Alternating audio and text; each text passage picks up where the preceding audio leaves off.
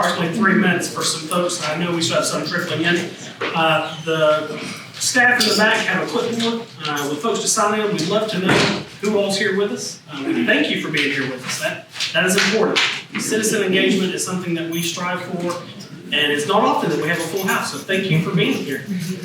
With that being said, Mr. Lennon, can you verify that we have a quorum, sir? Yes, sir, we do. All right, at this time, Dr. Donald Johnson, sir, if you will step forward, ask for an invocation, please, sir. Good evening, everyone. To our Honorable Mayor Kirk D. Raffield, to our distinguished council members, and to the fine citizens of Jasper, Georgia. May I be the first to say, if you haven't heard it today, that this is the day which the Lord has made, and we will rejoice and be glad in it. And I'd like to read 2 verses before the invocation. By the blessing of the upright, the city is exalted. Righteousness exalts a nation, but sin is a reproach to any people. Let's pray. Father, in the most magnificent, holy, memorable, eternal name of Jesus the Christ, we thank you for the awesome privilege and opportunity to pray. And Father, as we come boldly to your throne of grace, as we are instructed to do, we pray, Lord, for this meeting that your will be done through this city. We pray for our executive council and for all of our administrators and the administration itself. And Father, then we ask you to remember us, your people. We recall your word, oh God, which says, if your people, which are called by your name, will humble ourselves and pray, seek your face, turn from our wicked ways, then you will hear from heaven. You will forgive our sins, and you will heal our land. And for these promises, we thank you in Christ's name and for his sake. Amen. Amen. Dr. Proctor, would you lead us in the pledge, please, sir? I pledge allegiance to the flag of the United States of America and to the republic for which it stands, one nation, under God, indivisible, with liberty and justice for all.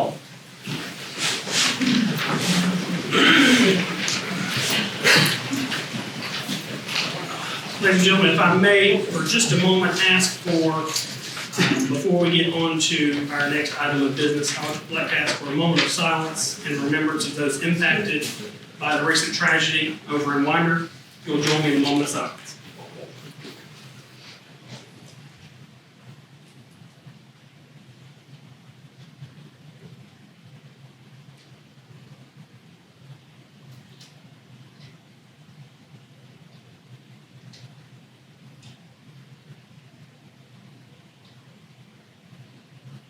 Thank you.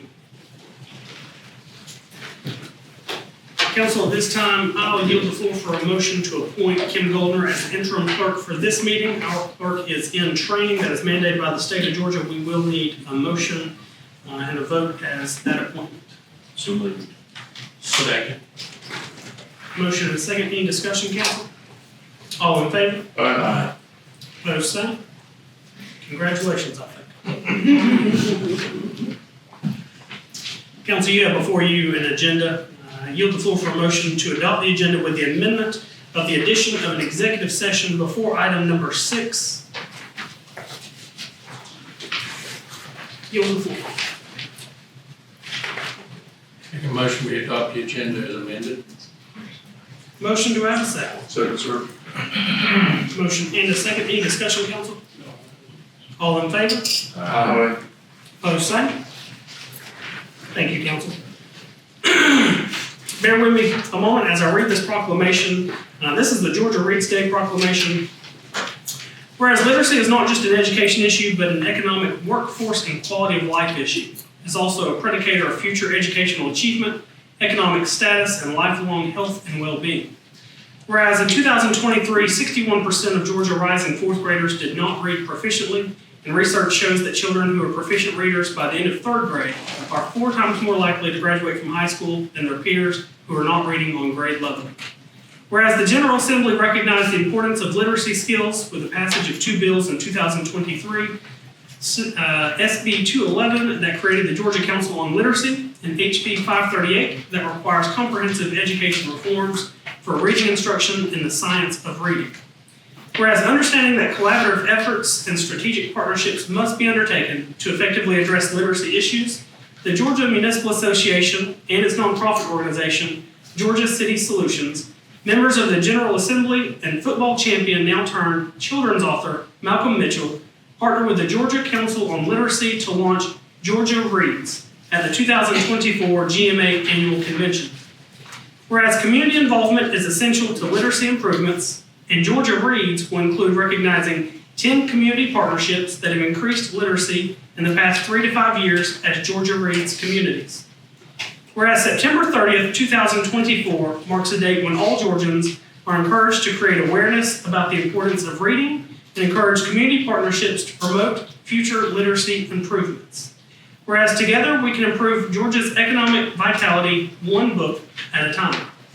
Therefore, I, Kirk D. Raffield, do hereby proclaim September 30th, 2024 as the City of Jasper Reads Day and encourage all residents, businesses, and community partners to help promote and elevate literacy as a community priority. Set my hand and seal 9th day of September 2024. So let's get our children reading on. Amen. All right, moving on through the agenda. Next item I have here is a public hearing. So I will open the public hearing at this time.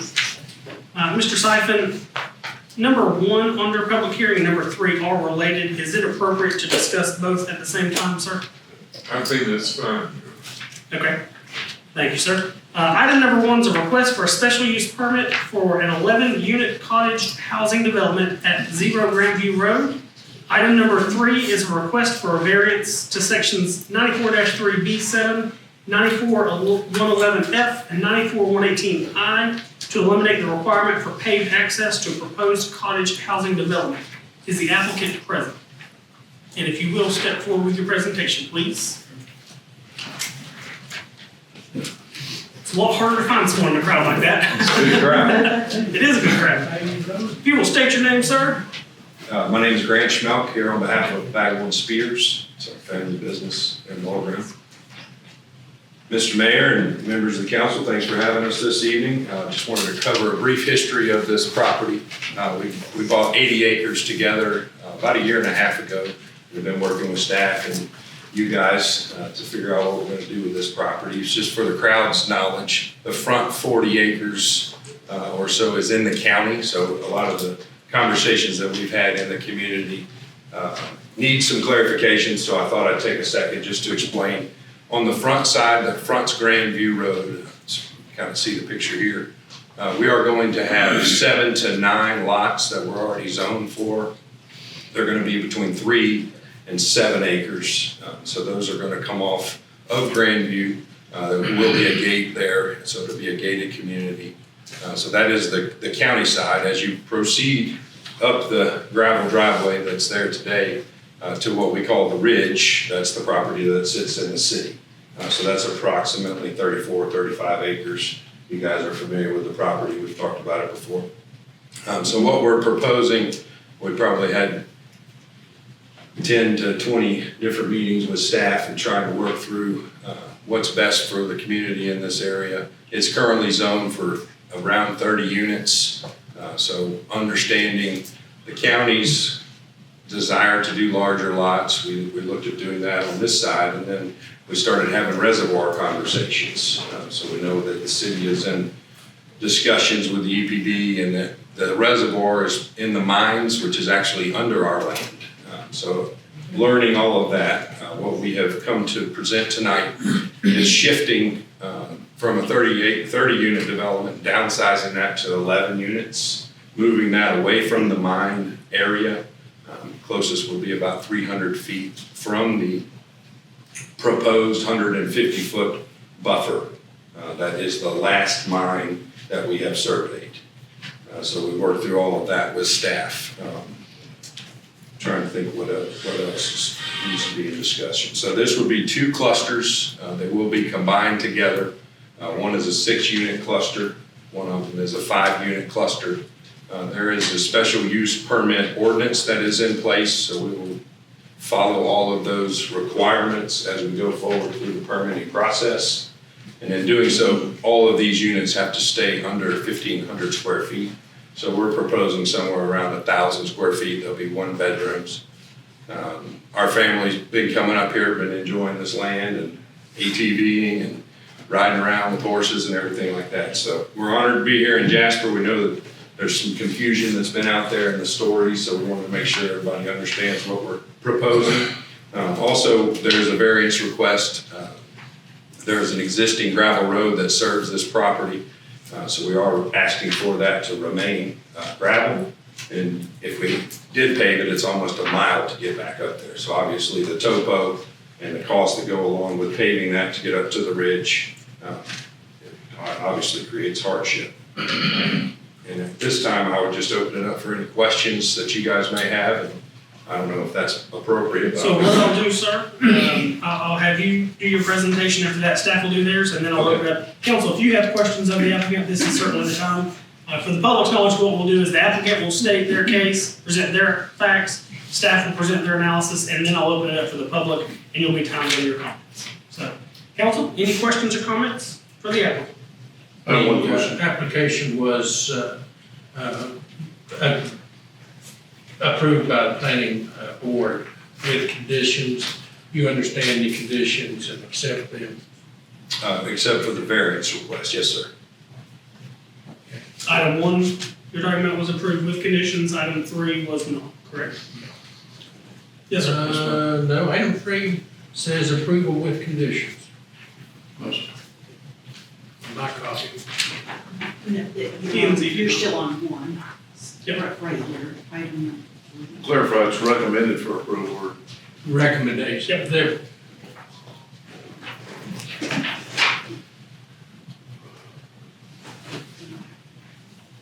Okay. Yep. Now it's item number 3. Gotcha. Yes, sir. Dr. Carter. You made mention of a buffer to the mines, 300 feet and 150 feet.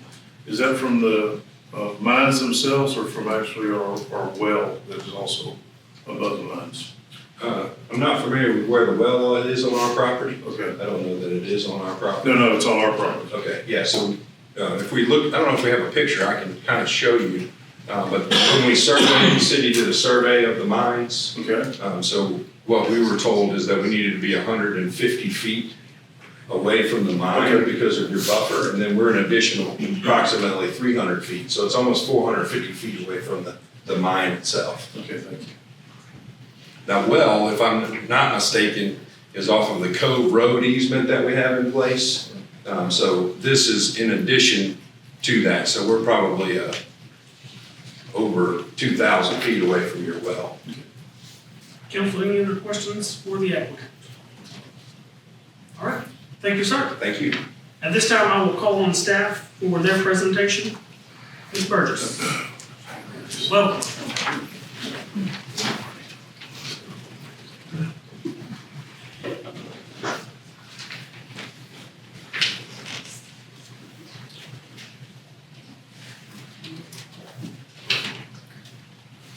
Get my clicker today. Good evening, Mr. Mayor, members of the council, Mary Elizabeth Burgess, Development Director.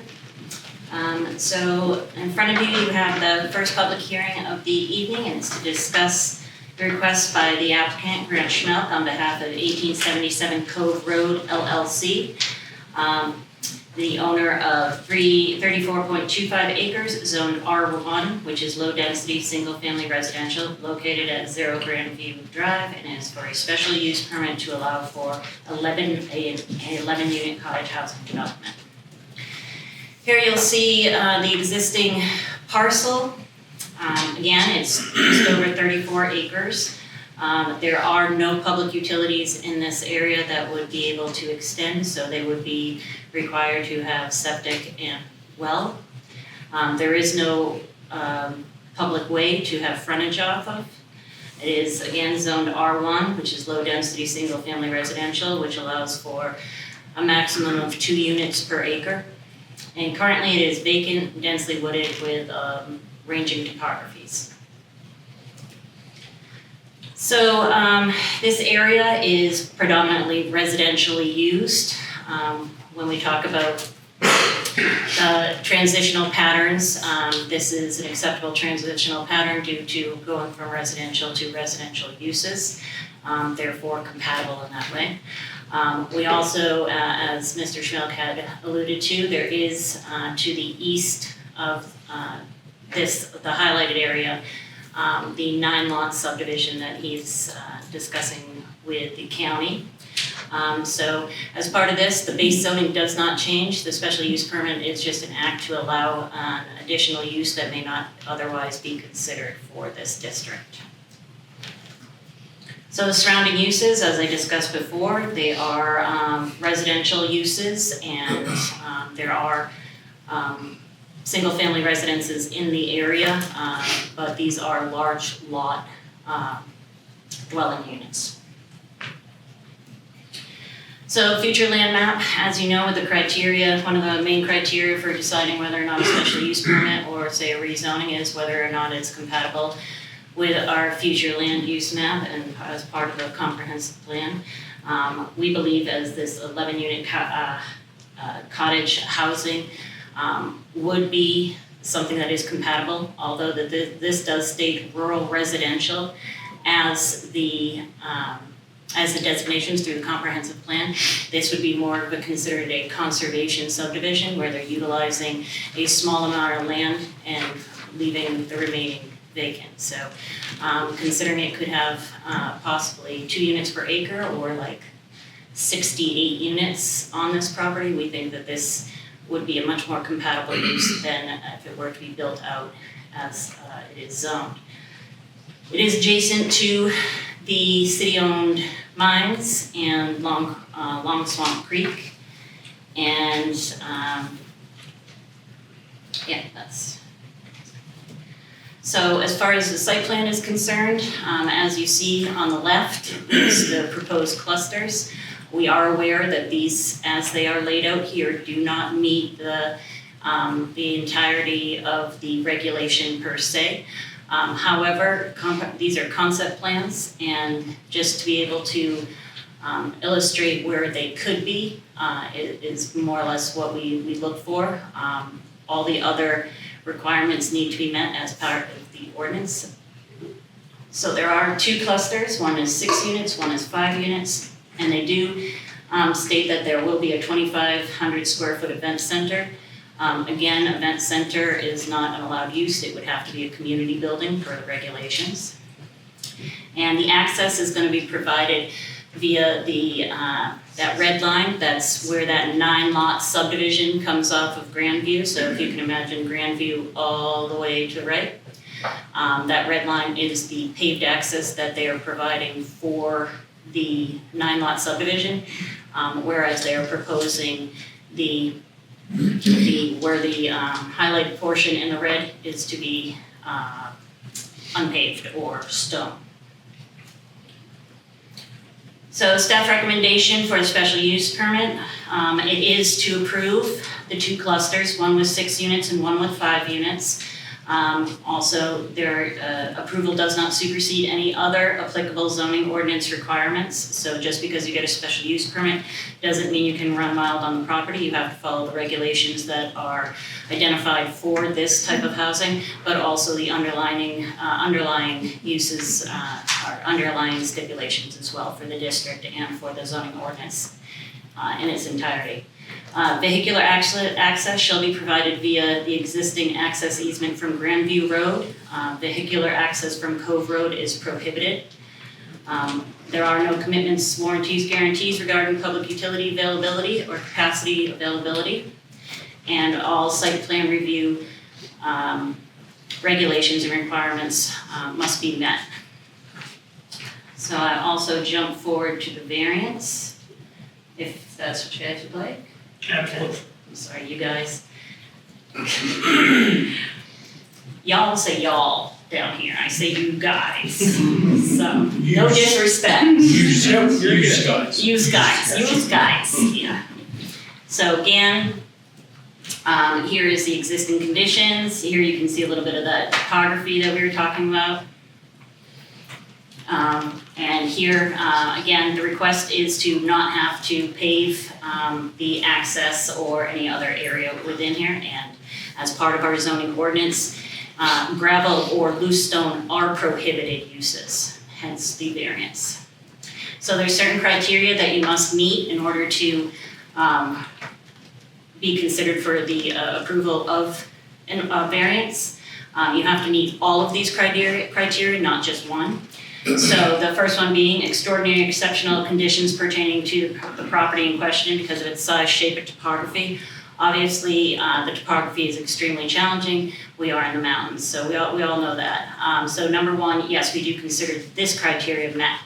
The application of this ordinance to this particular piece of property would create an unnecessary hardship.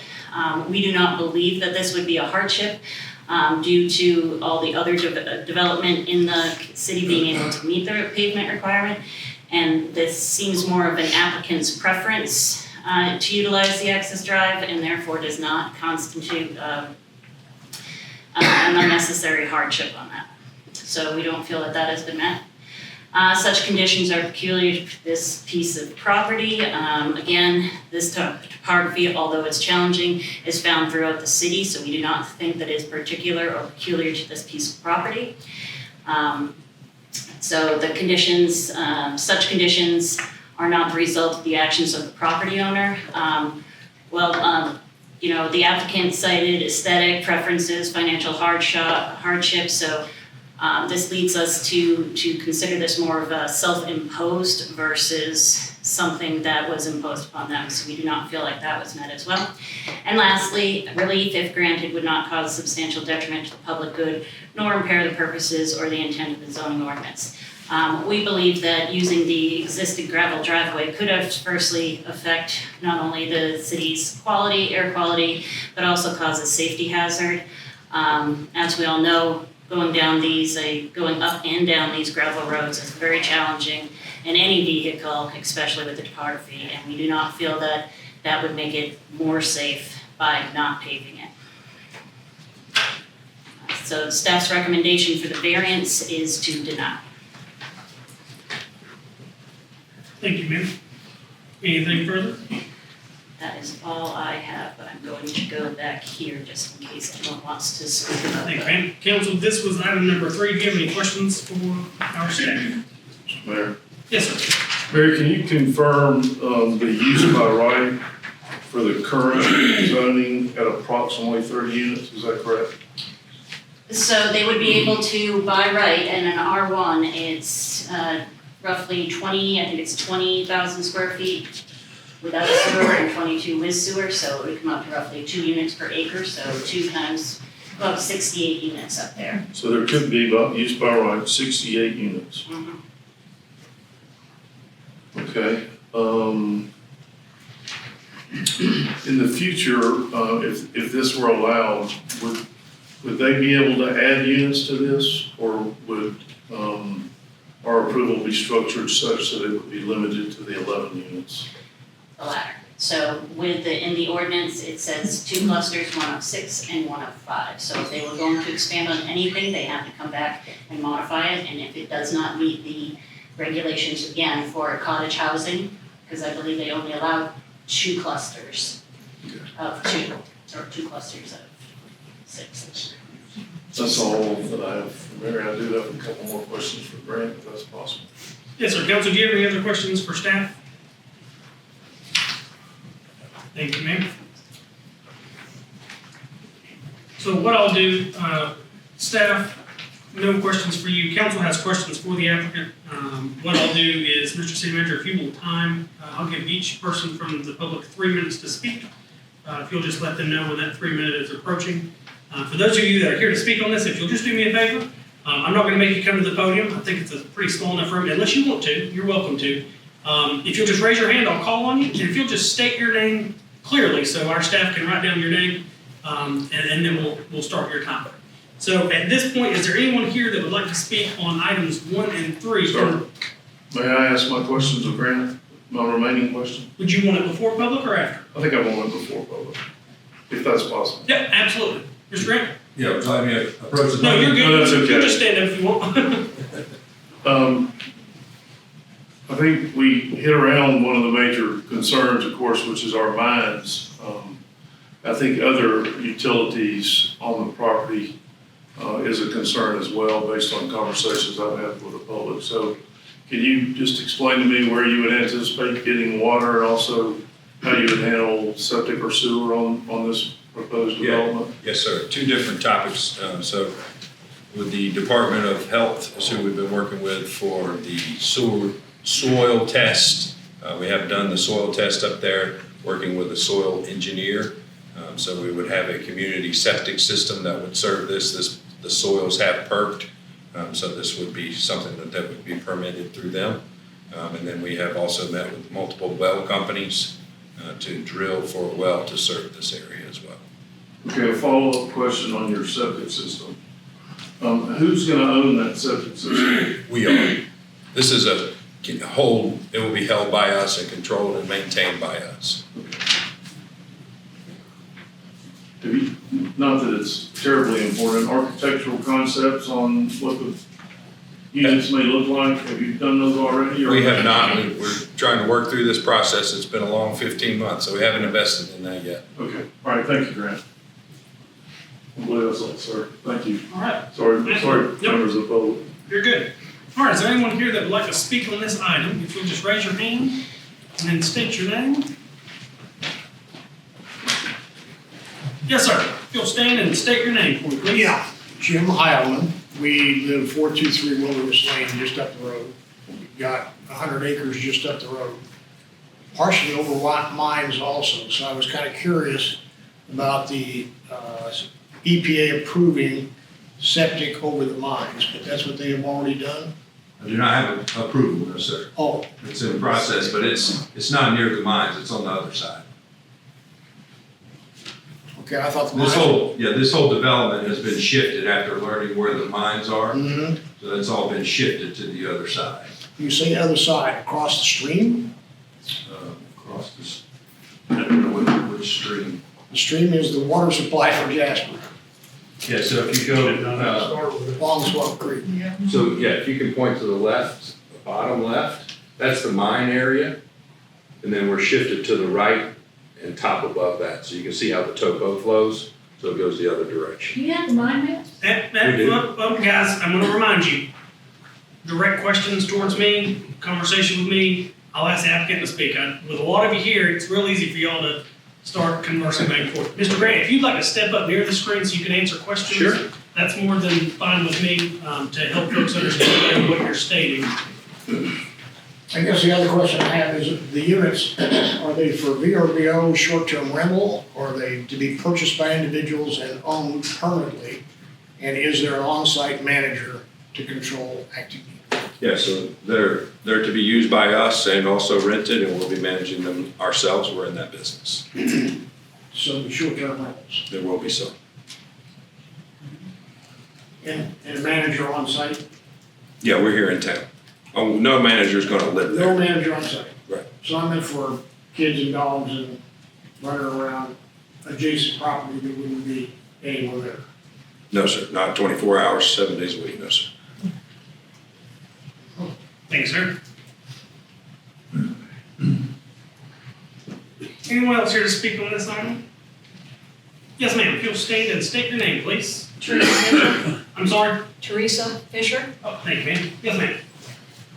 In reference to, I know you moved it away from the mine and it's supposed to be partial rental property. How do you plan on keeping kids, family safe from wandering out into the mines and finding some shaft that hasn't been found? I don't know that I can control what happens there. I think anybody can have wanderers on their land and someone can fall into something on anybody's property, so I don't know how to answer that question. For all the units, in reference to your sewage and well, is it one septic tank per unit? or one community one for all people? It's a community. Thank you, ma'am. Yes, sir. Yeah, one extra question on fencing or I whatever. assume your name didn't change, did it? It's the same. To control where the short-term rentals use the property, you mentioned ATVs and horse riding a while ago. Is your land going to be fenced off to where you are asking them to stay within the bounds of your property? It'll be able to be identified. I don't anticipate all 80 acres being fenced, but a lot of it is already fenced. So there would be access off of it. No, there's trails that are existing trails, so it would be requested to stay on the trails. Thank you, sir. Anyone else here to speak? Yes, sir. Hi, Grant. Steve McClure. Wondering, do you have any occupant limits to each of the cabins? Can there be 5, 10 people? I know they're one bedroom, Right. but Yeah, sometimes we're seeing multiple people, No, we would not want more than 4 in each. 4 people in each. Okay, thank you. Yes, sir. Yes, ma'am. Betty Sampson, is electricity going to be underground or over? Under. Okay, good. Thank you, ma'am. Anyone else here to speak on that? Or ask questions? Yes, sir.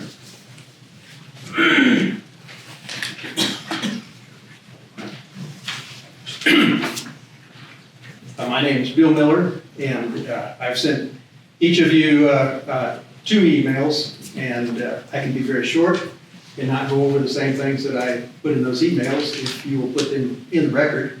Don't worry, they're timing you for 3 minutes. Go ahead. Okay? Well, as long as you're going to put those emails in the record, and I won't have to read them Go for ahead. the public. Is that a yes? You have 3 minutes.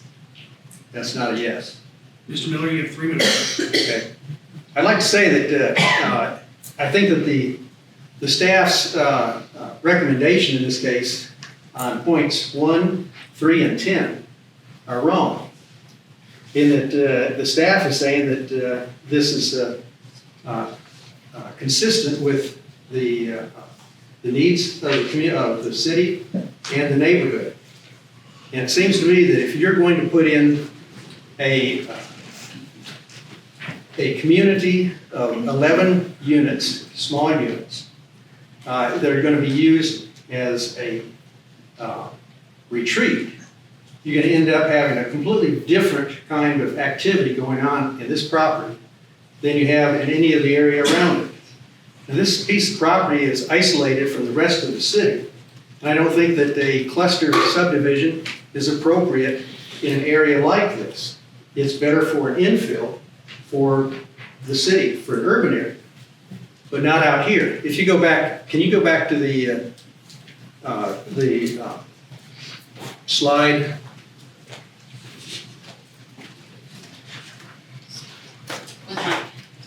The one showing the areas around that one, the green one.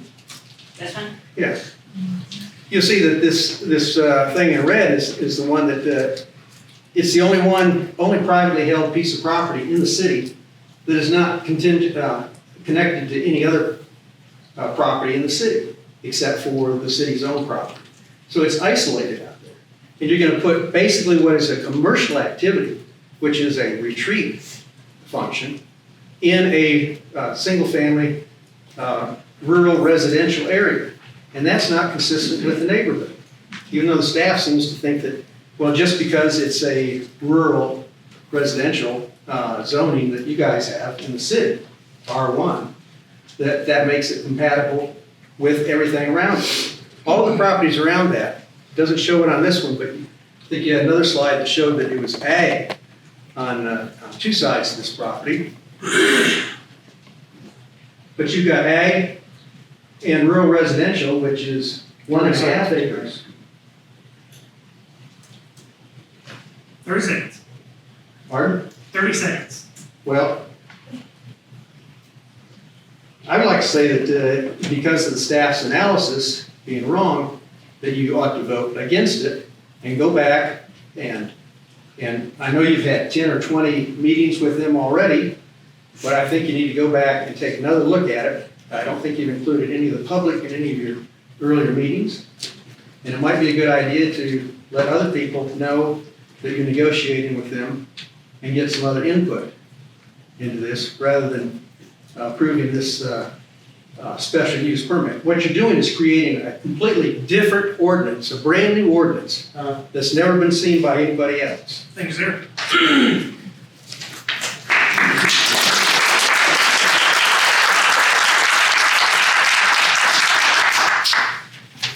Anyone else here to speak on this?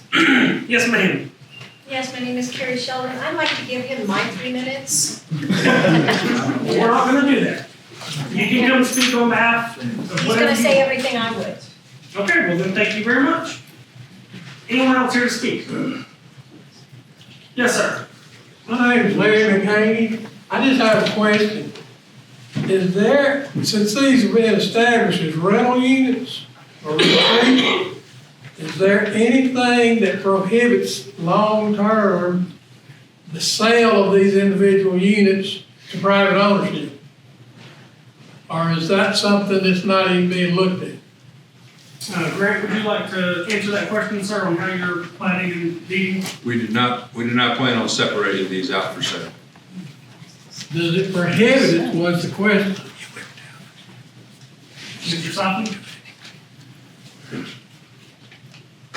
I have not seen anything that would prohibit the sale. There would be a lot of logistical issues, and that there's a community sewer system, a community, well system. If it was me, I'm not sure that I would want to buy one, because I wouldn't own a piece of the utilities that serves it.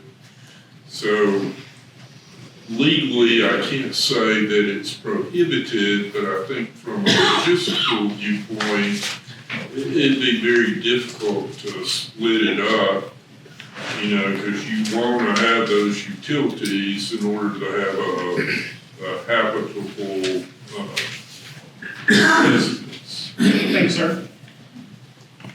Yes, ma'am. I'm Judy Heilman.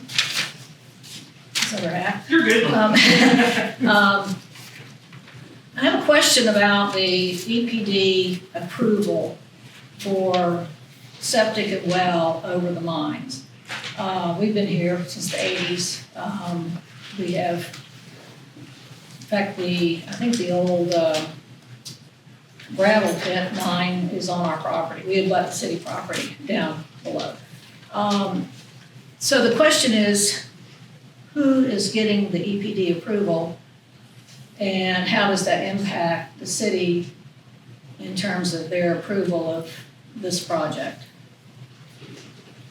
Mr. Grant, you touched earlier, I believe someone asked you about EPA, EPD approval. Do you want to touch base on her question again? So whose responsibility is it? Has there been a GSR done? It's our responsibility to provide the septic for this area. The city does not permit that. It's something that goes to the Department of Health. Correct. So in terms of let's face it, the big question, the elephant in the room, is the water supply. Right. So whose responsibility is it to make sure that there's no contamination? So one important, and I'll help answer that partially, is in his presentation, I believe, and you can correct me on the distances, there's a 150-foot buffer around the zone that has been designated as mines. Grant, how far did you say you were off of that? It's an additional 300. It's 450 feet. So they're 450 feet off. Right. As far as the city-owned property, this is above that. But has anybody done a GSR to see what's under that property? Yeah, that's the determination that's created these buffers. The GSR, Yes, ma'am. and that's recent. Yes, ma'am. The city engaged someone to do that. You did a GSR. I'm assuming that studies have been done to show the borders and the outline of where the buffers need to be. Is that a GSR? Ma'am, I do not know if that was Yeah, okay. GSR, Mr. City Manager or Assistant City Manager. Are you familiar with GSR or a study to that effect? I'm not familiar with the term. It's a ground. Penetrating radar Yeah. type. Okay, GPR then. That Excuse me, I am yeah. familiar Okay. Okay. with that term. And no, I don't believe that that has been the Been done. survey that has been done recently. Okay, but there was one done. I don't You don't know. know. I would have to go back and look. Sorry, I didn't know how to answer that. Okay. GPR. Okay, all right. Thank you, ma'am. I see a hand, but yes, sir. Steve McClure again. Just have one question relative to water, potable water, and the well that can be drilled there. Are there any approvals necessary for a water tank or water tower, or any prohibitions for that? In other words, do we have to worry about that as well, or will it come straight out of the well if they find water for 11 homes? Gotta have storage of it. So, Ms. Burgess, do you have any information on that, or would you rather the applicant approach that question? If the applicant wants to, I know that we do have our height limitations in this area, so the height limitations would be prohibitive to a water tower per se. Whether they have on-site tank storage for, say, fire suppression, that might be something else. And that would be allowed within this It variance? wouldn't be able to be what we look at a water tank being. It's not gonna sit 60, 70, 80 feet off the ground and stuff. So whatever the storage capacity that they're able to get for. So that is a possibility. For storage, water tank, on-site storage, Given yes. there's one well and 11 homes. Thanks. Yes, sir. Do I have anyone else here wishing to speak? Yes, sir. Raymond Papp. Question for staff. Does the cluster housing allow for short-term rentals, or is it have to be owner occupied? What are the current requirements for that? So we can't dictate ownership, so as they will be owned by Grant and his business, so they will be owned, they may not be occupied, but we can't dictate who lives where, So short-term rentals are allowed. yes. Do you have What is anyone the else here? current, what does the current ordinance say? For what, short-term rentals? No, for clusters, Ownership. it says the owner must reside there. So the owner who does reside, will reside on the property because he's building his house there, so. It says it should be, the residents have to be the owners, And the resident is. residents Of the cottages. of the cottages. You're letting that go completely, and you haven't said anything about that in your new ordinance.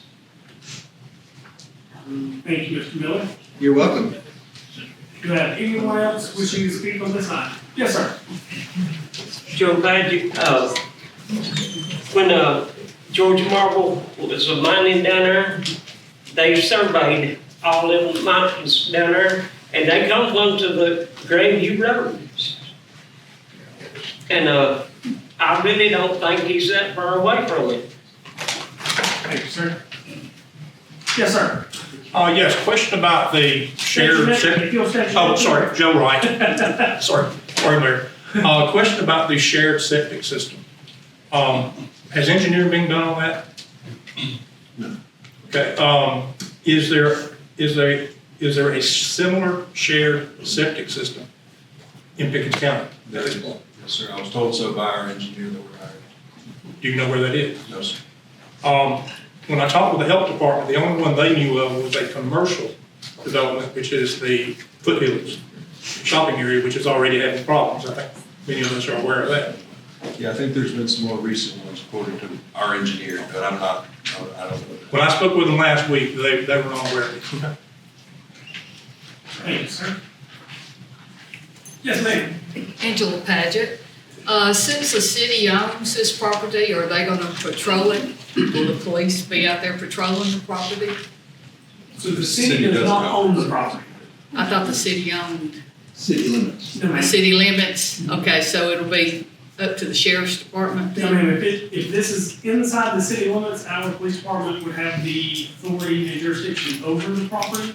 We simply don't own the property. It would be just similar to us patrolling any other area in the city. So it would be the sheriff or the No, ma'am, city? it would be our police department patrolling. Yes, sir. Yeah, Joe Wright. My understanding is the front portion of the property, the estate residential is going to be gated.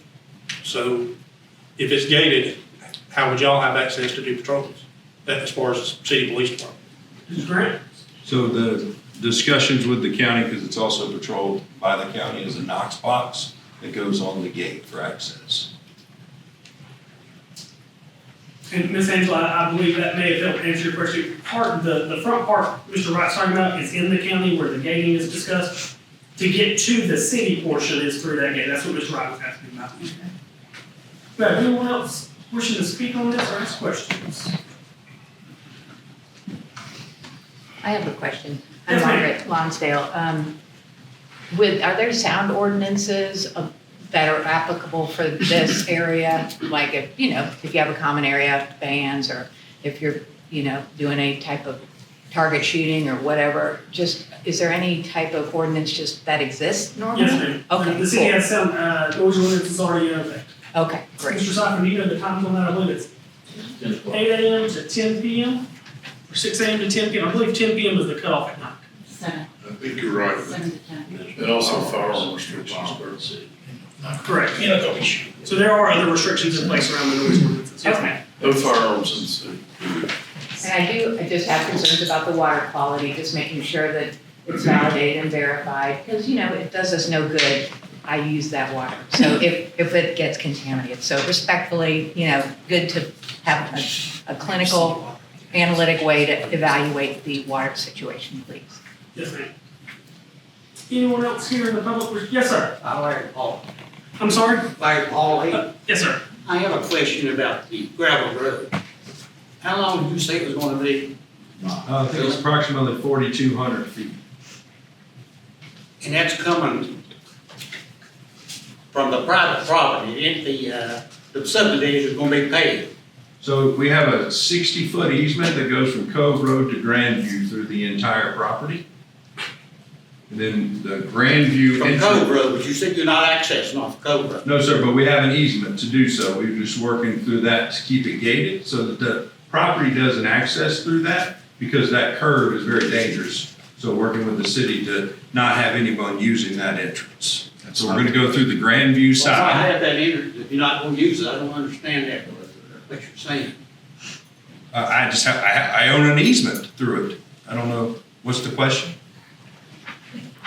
Another question is, why the gravel road? Is it because you're going to be running four-wheelers on this property, you don't want to run them on the paved road? Very well may run a four-wheeler, yes, sir. So it's possibly that's what it's going to be, is a lot of four-wheeler tracks, a lot of four-wheeler mowing, No, like sir. the ones on. No, sir. But I can't tell you we won't have a four-wheeler. Most people up here have a four-wheeler, right? Well, not 10 at one time. On 80 acres, Not you 10 or would. 10 around, no. Understood. Thank you, sir. Yes, sir. So let me clarify, the proposal for your cottage development, you're asking for gravel. But the county has already required the other part of the property to be paved. Yes, sir. We're selling those lots. Yes, but We're keeping the other for ourselves. Right. So But- we're not selling them. Right, but that part has been required to be paved, correct? That's correct. Thank you, sir. Yes, sir, right up front. Tom Hoban, I have a question on how large a property is these houses gonna be on? Because up there, most everybody's on at least 3 acres. And that would be a real eyesore having one house on top of the other. Your question was, well, the question you were asking? Is how much land is gonna go with each home? The applicant like to answer that? We're not subdividing it. Your clusters, how much land would a cluster sit on? Oh, I wouldn't know the answer to that. Because everything up there that I know of is at least 3 acres per house. And it's something smaller than that's gonna change the whole culture of the whole area up there. Yeah, I think, My opinion. as staff had spoken earlier, we're zoned for 68 houses, but we're proposing 11. Yeah, but the existing homes up there are on much larger properties than that. I'm on 12 acres, my neighbor across the street's on 30 acres. And to have a cluster of homes side by side just doesn't fit the whole area. There's nowhere up there that I know that not at least 3 acres per house. Thank you, sir. Yes, sir. Did I hear him say something about there'll be a manager on site? We're in the property management business, but no one's gonna live there for the management. Won't live there. So we really don't have no manager. Yeah, so we'll have a house there that we have for ourselves. Is your house on this portion or is your house on the subdivision? I can have one on both. So you're gonna build two houses? We have to build 11 to start.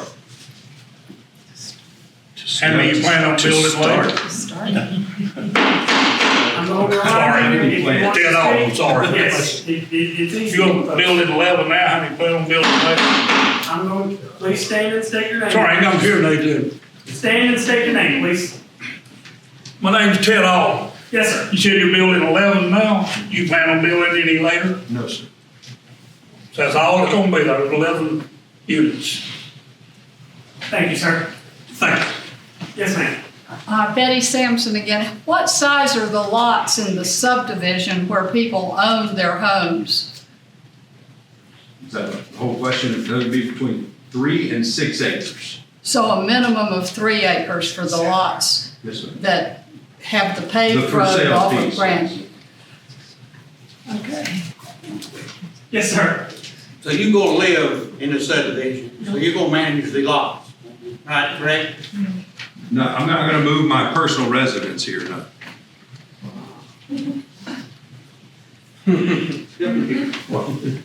Yes, sir. I'm sorry, Jim Howland, we're still trying to determine if there will be, with these 11 very temporary weekenders or whatever there with ATVs, if there's anybody supervising their activities.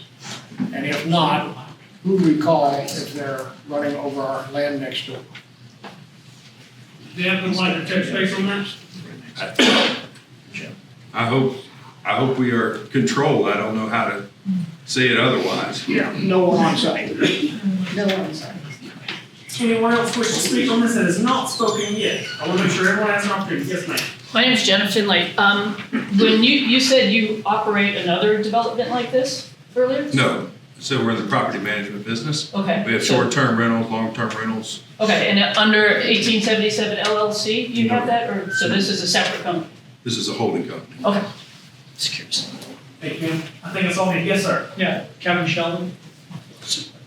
This is a question for the developer. The access to the rental properties then will be through the electronically, I guess, controlled gates that go through the residential development?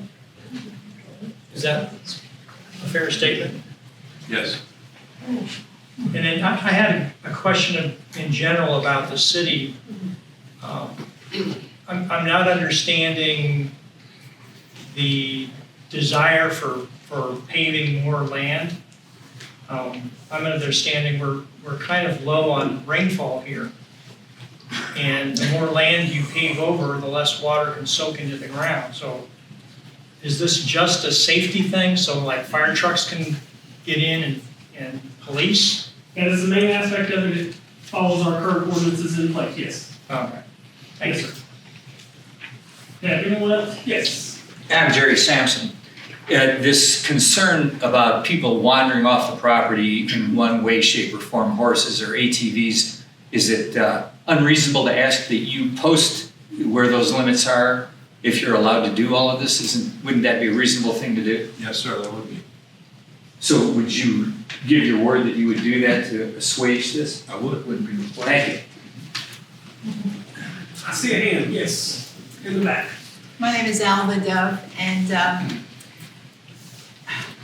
I hear a lot of, well, we don't know that yet, we're not sure, we give you our word.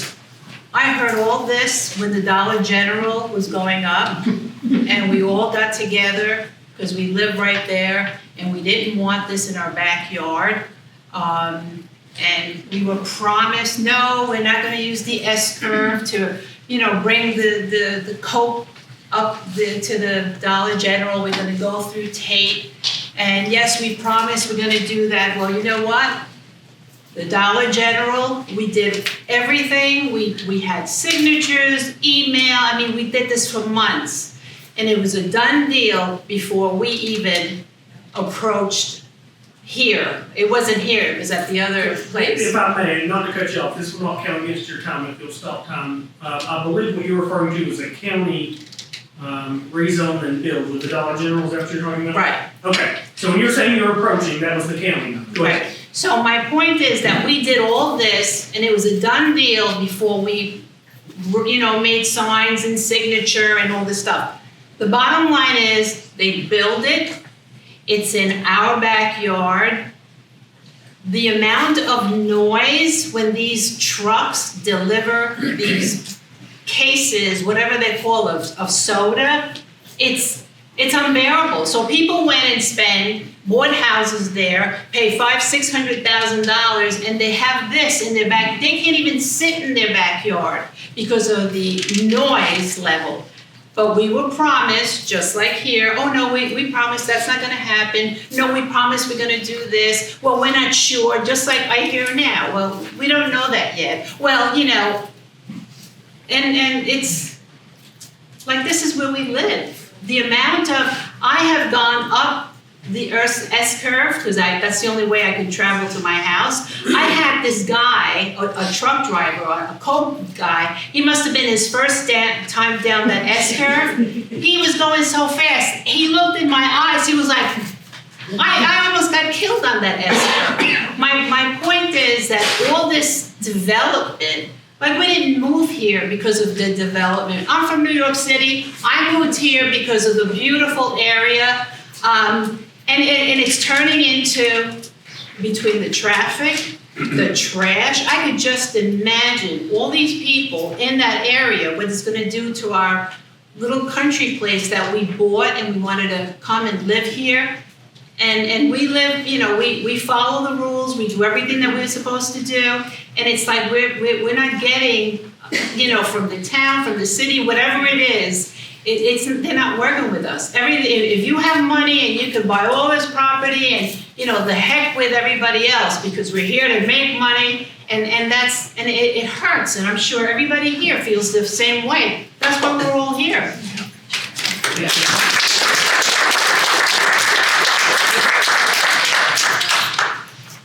Anyone else here? Yes, ma'am. See, I knew you needed your 3 minutes. Yes, I do need Yes, my ma'am. 3 minutes. State your name for the record, My name is please. Carrie Sheldon. I'm gonna go off with what my husband asked, and it was answered by the developer grant. My husband asked you, the access to get to these cottages, rental cottages, would be going through the residential that you want to sell lots for people to buy their homes. You said yes.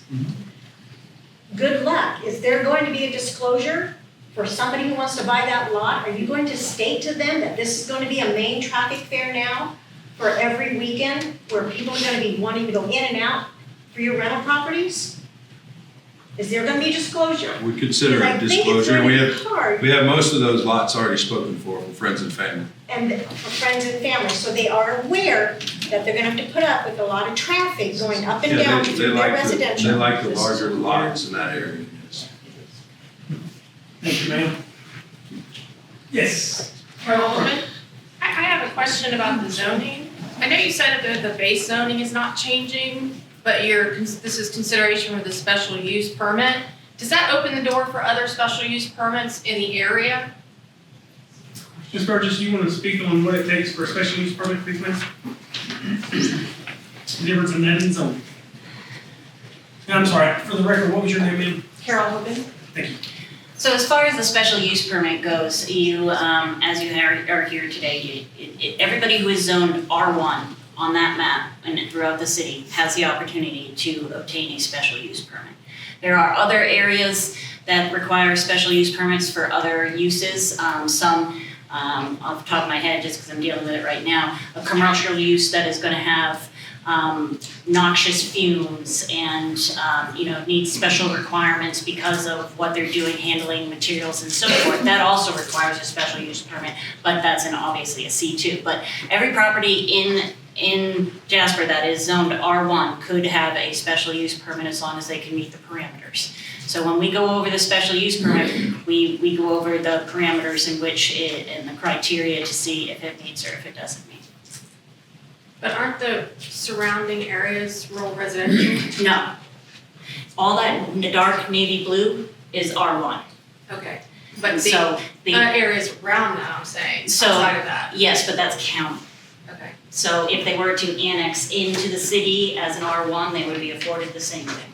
And how did this get annexed into the city? Is it a butt right up to the city, or is there a Yes, problem that RA is the city. there? Okay. Is that all, ma'am? Yes, thank you. Okay, yes. Yes, sir. Is it my understanding that the potential would be for, did you say 60-some houses or something? 68. So if this doesn't go, someone could put 68 houses there, is that wrong? No, that's correct. 11's a lot better than 68. I mean, I'm not saying I'm for this whole thing, but I'm thinking, well, change is inevitable, and that sounds preferable, what's being proposed as far as the number of houses. Could they put a 68 house development on an easement road? Ms. Burgess, if you'll discuss the easement and what they can place on an easement. So that easement through the property, so essentially by when they build their road from Grandview, it is gonna meet the city spec as well. So if they pave, and our recommendation, the staff's recommendation is to deny and to have them pave through that property. However, they will not be able to access through Cove Road. So that easement through, because that property below where it's highlighted is the city's property. So they have a general access easement that allows them to access the property, but as part of this, we are saying that access for this development cannot be through there. So they will not be going, we find that, and Grant is agreeable as well, that corner is too sharp for us to put a road there, it would be too dangerous. There's no way that there's a traffic engineer anywhere that would allow that. So one of the other requirements is traffic analysis for us as well. So as Grant alluded to as well, he doesn't lose that easement. This development will not go through that easement, so he will have to pave and provide a turnaround for fire access. What will be the easement through the gated property? What kind of width easement are you talking about? So once he builds that road, he will build the other road into his property. So he won't have. What width easement are you talking about? So it won't be on an easement, he's gonna be building a road at that point. So it'll switch over, so whereas all of the easement that he has right now is completely on his property, and it goes both ways, it's a utility easement for the city as well. So when he paves that, we will still maintain our easement to access that area, but it essentially becomes a road that has to be built to GDOT specifications in order to provide safe travel. And I saw a hand in the very back. Yes, you'll say your name, Grace? Christine Price. Yes, ma'am. I would like to know what he considers the definition of a retreat. Is this just for a certain group of people that are able to rent each unit, or is it gonna be similar to like a VRBO? Where they'll take anybody to rent, like let's say I wanna come up there and rent one of your little houses. Is that how it's gonna be run? It's our intent. We have 9 kids between us, so we like this property and use this property for ourselves as well. But we wanted to be upfront, so we are going to rent this, and we don't have like controls, and we don't have a plan for it to be a retreat. But we have been associated with different properties like that. So there will be rentals in this. I don't know how else to describe it. Yes, sir. Anyone else? Did I understand that the entire piece of property you own is 80 acres? Yes, ma'am. So Approximately. if you're gonna put over 60 homes in there, and you said they were gonna be 3 to 6 acre lots, that doesn't add up. It's 2 different parcels that we're talking about. 80 acres. How many acres is the part that you're gonna have 3 to 6 acre lots? So that's in the county. That's not this subject property. So we can't discuss that here now? Because it's. I'm happy to discuss it with you, I'm just telling you it's not what we're here for. How big is the part that's in Pickens County, not in the city? So it's about 34 acres in the city that we're speaking of, that's 68 homes on that 34 acres. Including variance. And that's all city property? Yes, ma'am. Okay. But the 3 to 6 acre lots you spoke about are county lots? Yes, ma'am. Okay.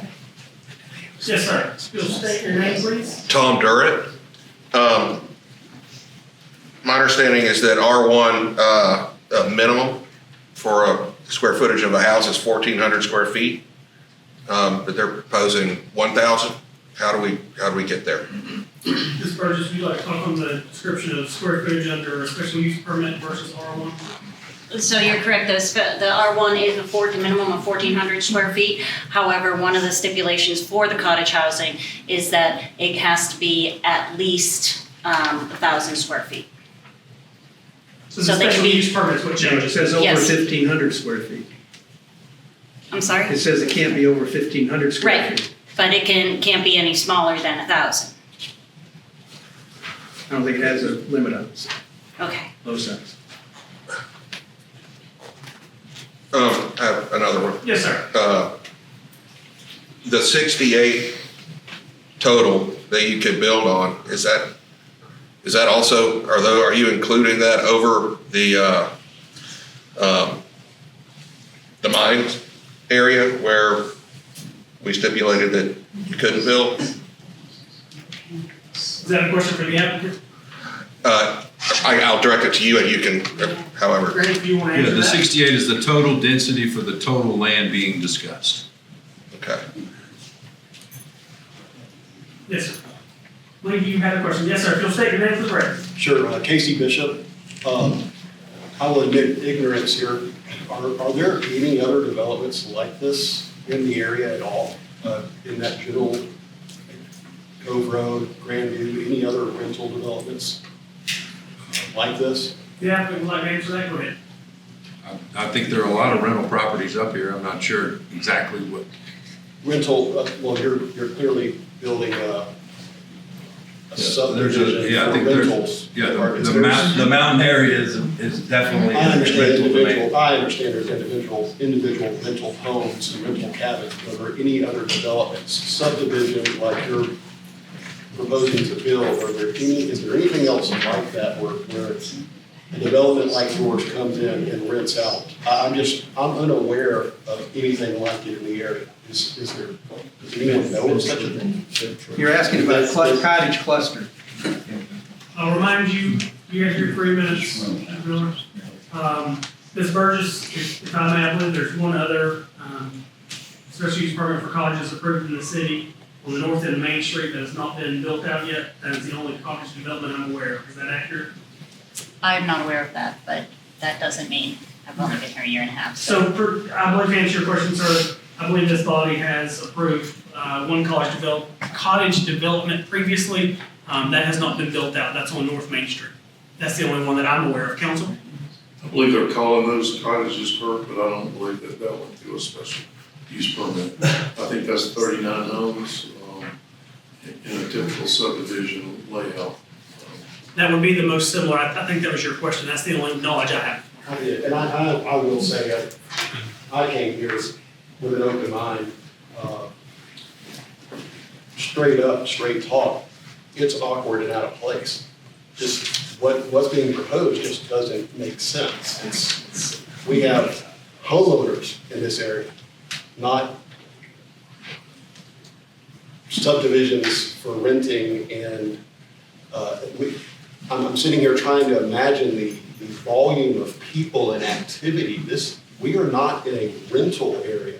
We are in a residential homeowner area. And it's like my grandmother used to say, it's like putting a square peg into a round hole. It just doesn't fit. And it concerns me.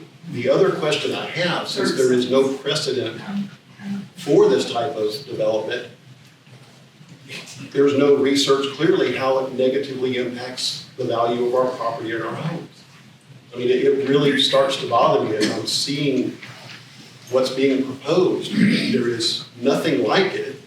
This gentleman, I assume he's looking to make a profit off of this venture, but it looks like it's gonna hurt us financially. Your 3 minutes.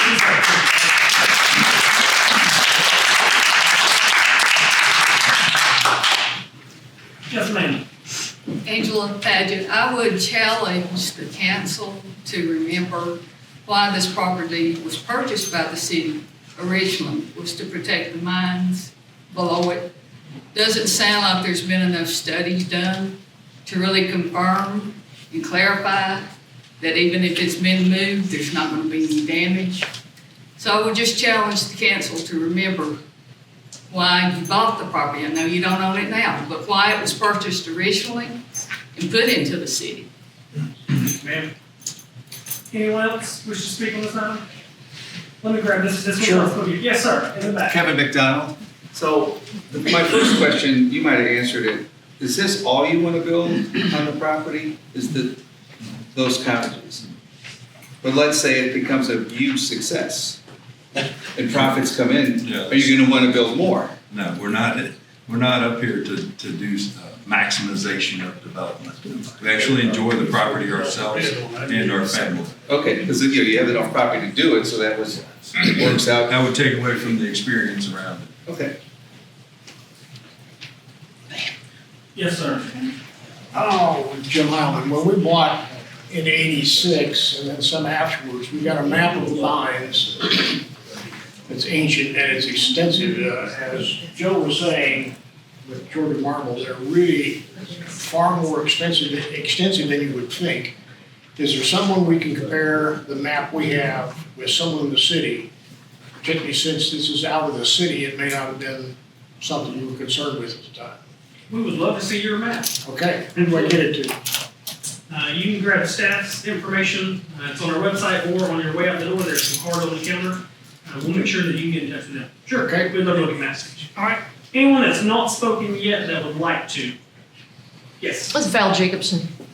Ms. Burgess, could you just clarify for me where the easement, the road that's going to be built is coming off of Grandview into the property? So as he has it highlighted, actually, I'm It's just a gonna. hard slide. Yeah, I'm just gonna go back to the other slide so that you can see it.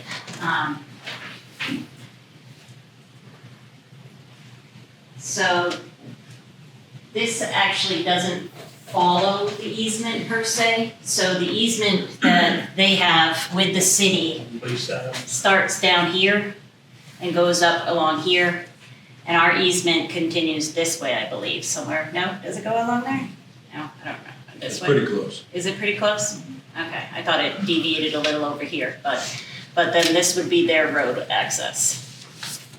Out to Grandview? Yes. And then you said it's gonna be a bona fide road essentially.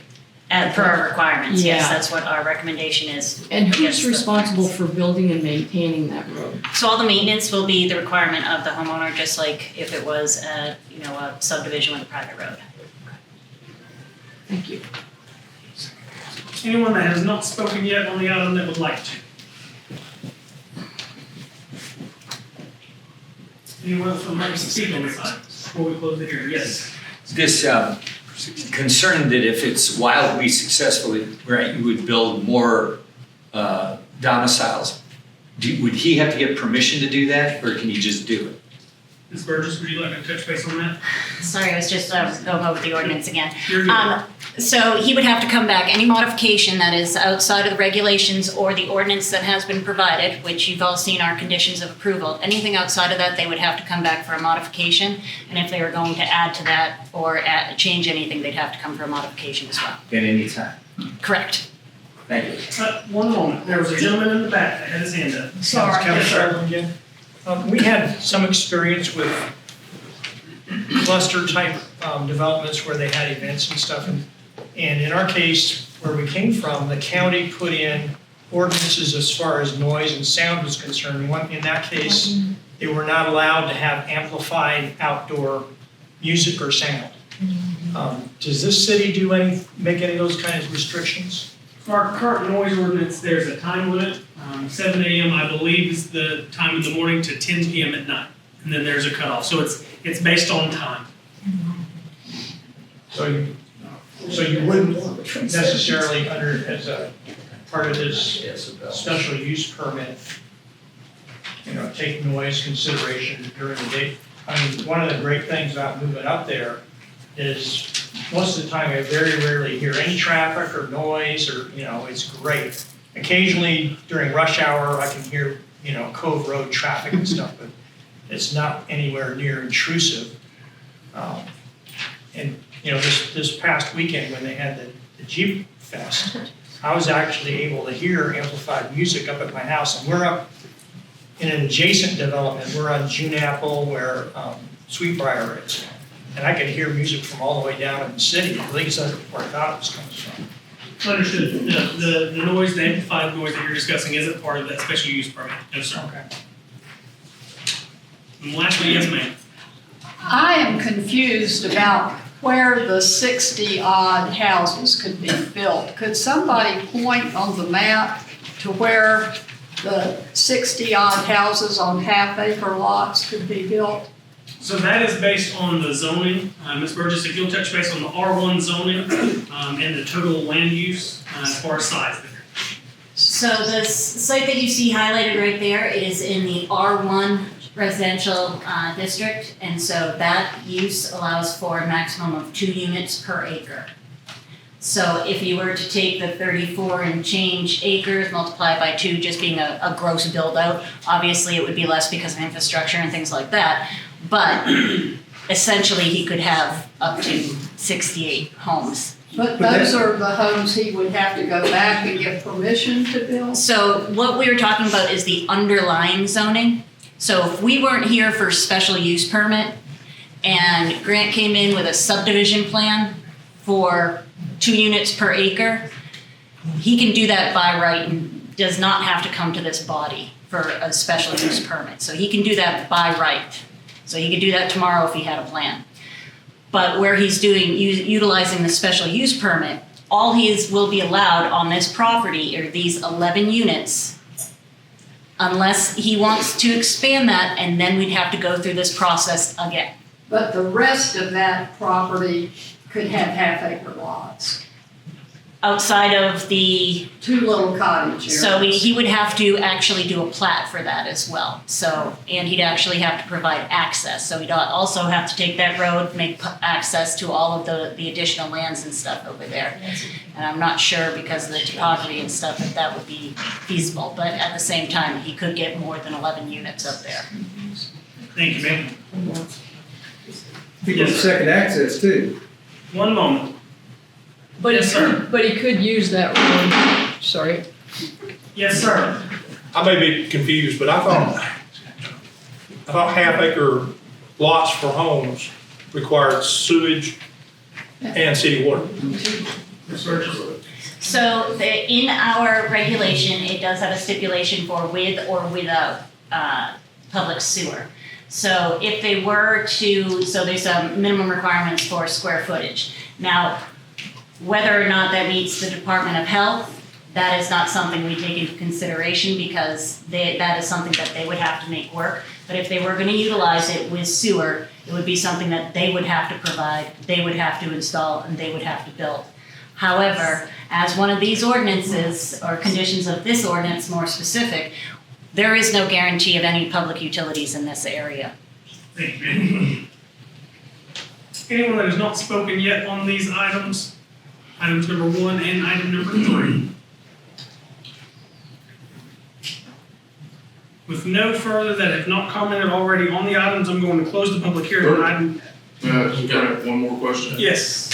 Grant, in your design of your sewer septic system, have you estimated the gallons per day that you'll be needing to serve that area? Yes, 1,800. 1,800.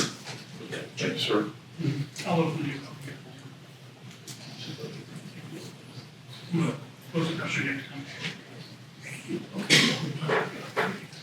I am closing the public hearing on items number 1 and 3.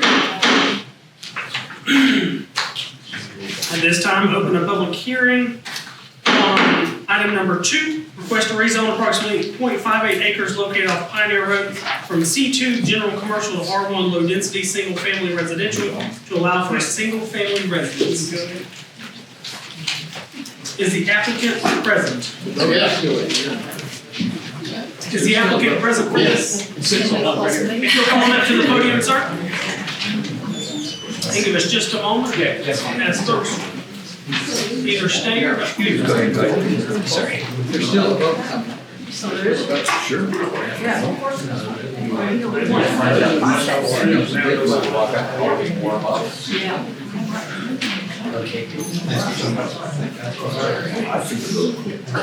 right, sir, if you will state your name. Thank you, ladies and gentlemen. Mike DeSeo. Yes, sir. Go ahead. Item number 2, the public hearing is underway. Go right ahead, sir. I'm just looking to rezone one lot from C1, or C2, I'm sorry, to R1, just to build one little house. Council, do you have any questions or comments for the applicant? All right, sir, thank you. Staff, please come forward, Ms. Burgess, if you will speak on item number 2 under this public hearing. Only I could be so succinct. That's the tricky about it, So as the applicant has stated, this is a rezoning request for over a half an acre on Pioneer Road from C2 to R1. This is right across or right adjacent to where we were doing our fix over there to fix that drainage issue.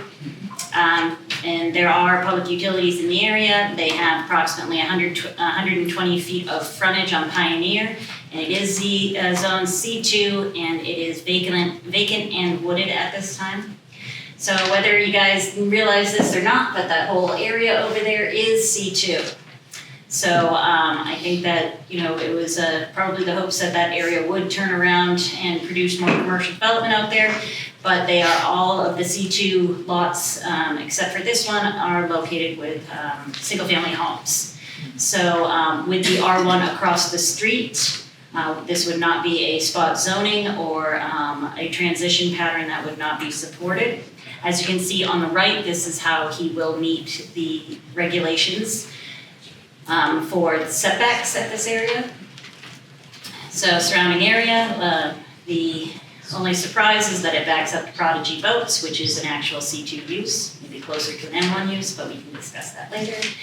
Future land use, this is in that suburban residential, so it does fit into the comprehensive plan as well. And so staff recommendation is for approval with the conditions, our standard conditions, adhere to all our zoning regulations, secure all permits before you start construction, and again, we do not commit to any water, sewer, or any other public utilities at this time. Thank you, ma'am. Anything further? Council, do you have any questions or comments for staff? Hearing none, are there anyone present in the meeting that would like to speak on this item?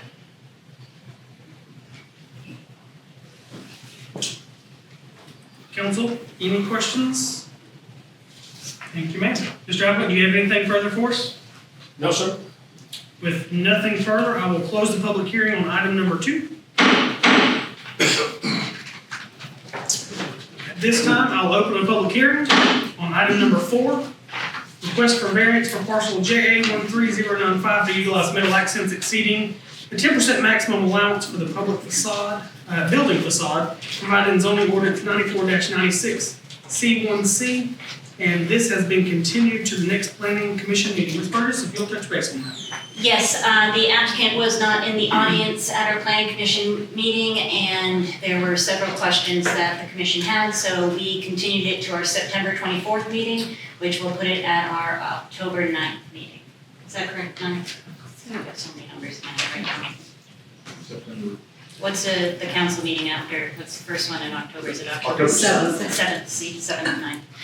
So it will be on the October 7th agenda if the applicant, it'll be on that agenda as well. Thank you, ma'am. Hearing nothing further on that, I close the public hearing on item number 4. Council, next up on your agenda department presentations. I have Public Works and Utilities, Mr. Andrew Collins. Come on forward, sir.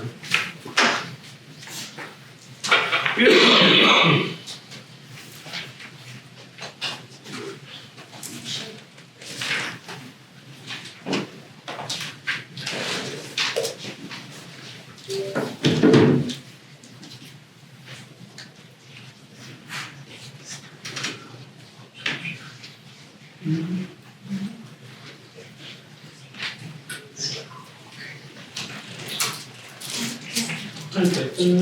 All righty, sir. All right.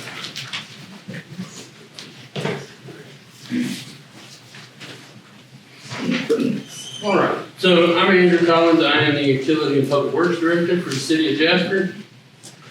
And what you're going to see on this is just a rundown of what Public Works and Water Utilities does. What we provide and some of the, not going to say shortfalls, but some of the struggles that not only Jasper sees, but other municipalities around Georgia and the country as a whole. What you see here is our organizational chart. As the Utilities and Public Works Director, we have quite a vast employment. We have plant operations, which is our water treatment plant, our wastewater plants. We have line maintenance, which is water distribution, wastewater collections, and then we have a sewer maintenance group, which is our lift station that does maintenance on our plants. And then under Public Works, we have 4 different groups there. We have streets, parks, sanitation, and we have a fleet department. So this is just a little rundown of what each duties are. So under plant operations, they manage the daily activities at utility plants, ensuring smooth operation and adherence to safety and environmental standards. Our water treatment plant is responsible for treating and ensuring the quality of water supplied to the community, including monitoring, adjusting, maintaining whatever processes come through or are necessary. Our line maintenance, those are probably the guys that you see the most out in the streets. They're the ones that keep the water, keep the sewer flowing. You call with some issues, it's going to be the line maintenance guys that show up to take care of whatever issue you might be having. They're going to be the ones you see on the side of the road, making repairs to our infrastructure. And then we have our wastewater treatment plant. They oversee the treatment of your wastewater, making sure they're in compliance with state and local federal regulations, and then maintaining the infrastructure for the wastewater processing as well. So just the water and sewer and plant operations. Currently, we have 9 people. We're budgeted for 11. We are struggling with hiring individuals, just like everybody else in the country right now as well. And then over in Public Works, we have our street department, or streets. It's pretty self-explanatory. They maintain and repair the streets, including snow removal, street cleaning, signage installation. Then we have our park maintenance group. They maintain the city parks. They do the landscaping, playground equipment, recreational facilities. Then we have sanitation. Now sanitation, we only do downtown sanitation. And then fleet, of course, maintains and repairs the city vehicles, equipment, ensuring they're in safe working condition and available for use when necessary. So the water and the sewer department, the water distribution network covers all residential and commercial properties within Jasper, and I forgot to put in here, we do service portions of Pickens County. We have service areas in the actual county. Our team works tirelessly to ensure reliable water supply, implementing recent upgrades to enhance efficiency, leak detection. We serve about 4,900 plus water and sewer connections, ensuring that every resident and business has access to clean and safe water. But despite those efforts, the shortage of staff has led to increased workloads and potential delays in addressing issues promptly. Sewer maintenance is a critical function that involves routine checks, repairs, upgrades, to prevent blockages and overflows. And for the water and the sewer both, our aging infrastructure requires continuous attention. And the current staffing, shortage just exacerbates the challenges we face maintaining our systems. I'm sure everybody in here has had to rely on somebody to come to your home emergency after hours kind of things. Our wastewater and our water treatment plants, we currently have a 2.33 million gallon a day water treatment plant, a conventional process plant. We have a wastewater treatment plant that is currently under expansion doubling the capacity.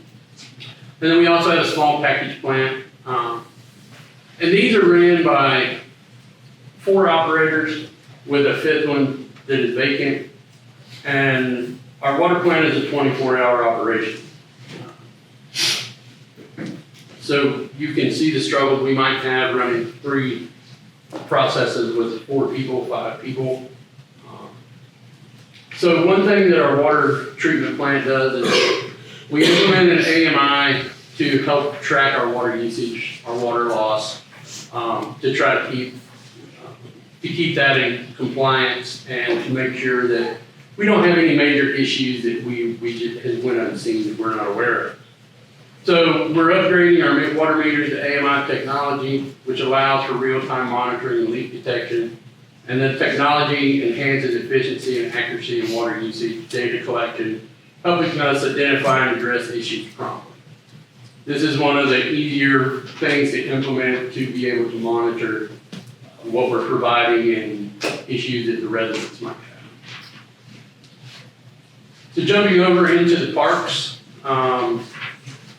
we have Jasper City Park, Lee Newton, George Wigington, Peace Park. Each one of those offers a different available community things for the residents here. Jasper City Park has a pond, a dog park, baseball fields, playgrounds, tennis courts. Lee Newton is known for its stage, the creek. And then George Wigington offers plenty of space, 3.5 miles of walking trails. Now has the mountain bike course in it. Peace Park, it features the brick pathway, the gazebo, seasonal lights, artist area. That's the one that you see coming into town. And these parks are essential for community recreation and well-being, providing spaces for relaxation, physical activity, community events. However, staffing has impacted the ability to maintain these spaces to the standards our residents deserve.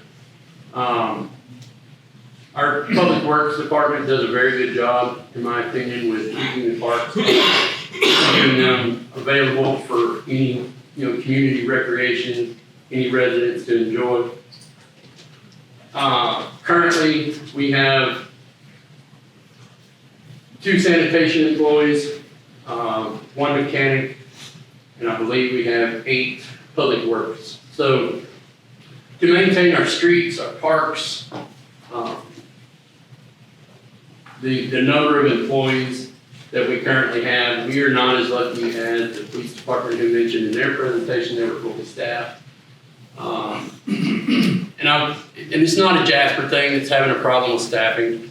Water and sewer and public works is just about every municipality is running into the same issues, statewide, nationwide. It's just an industry thing, in my opinion. With technology changing, the hands-on approach is not as desirable as it used to be. So that's one of the issues we're running into.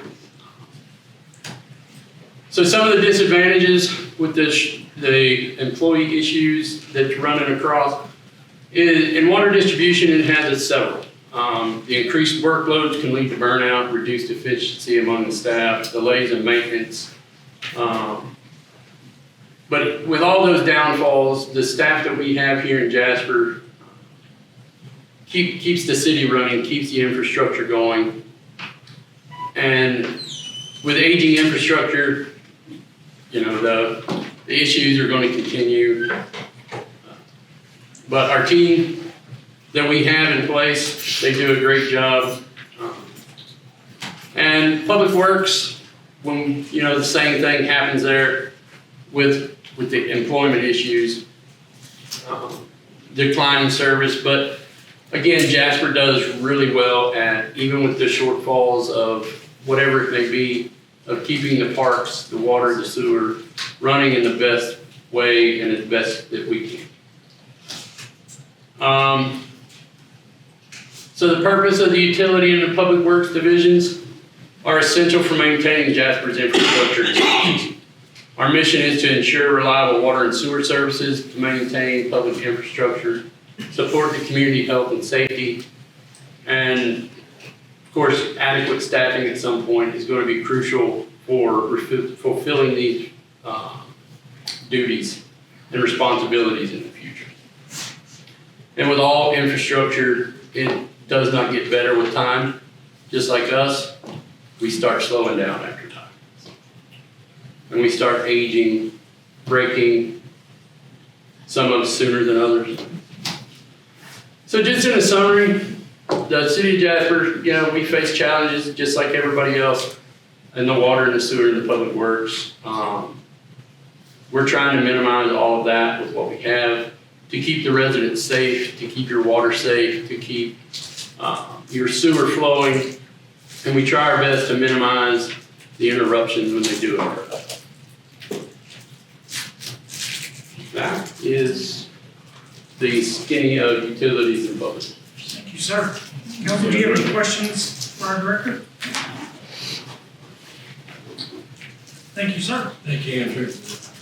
Good presentation. Next on the agenda, department presentations number 2, planning and development, Mary Burgess. Welcome back.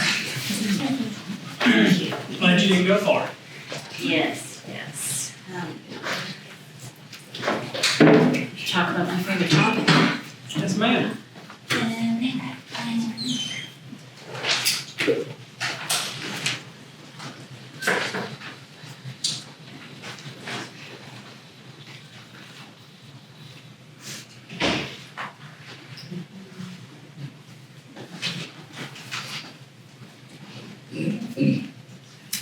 All right, thank you, Mayor Elizabeth Burgess, Development Director, and here I'm going to tell you a little bit about our department here, Planning and Development.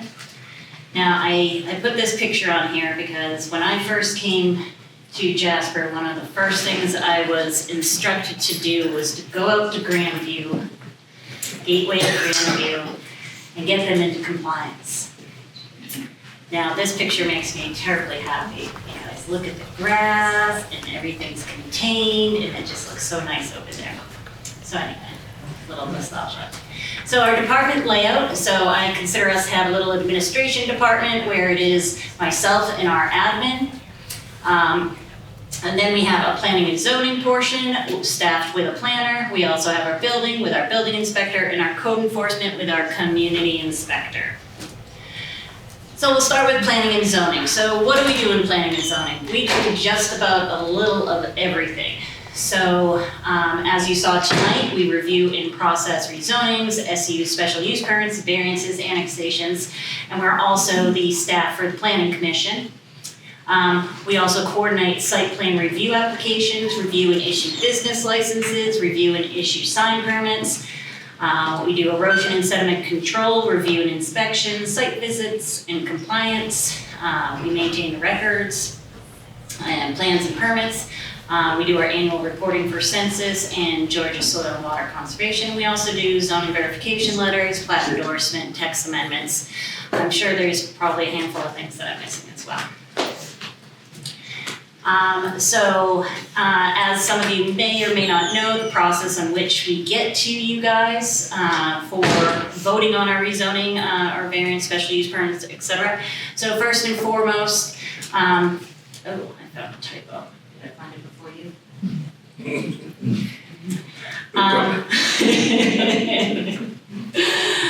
So our application requirements.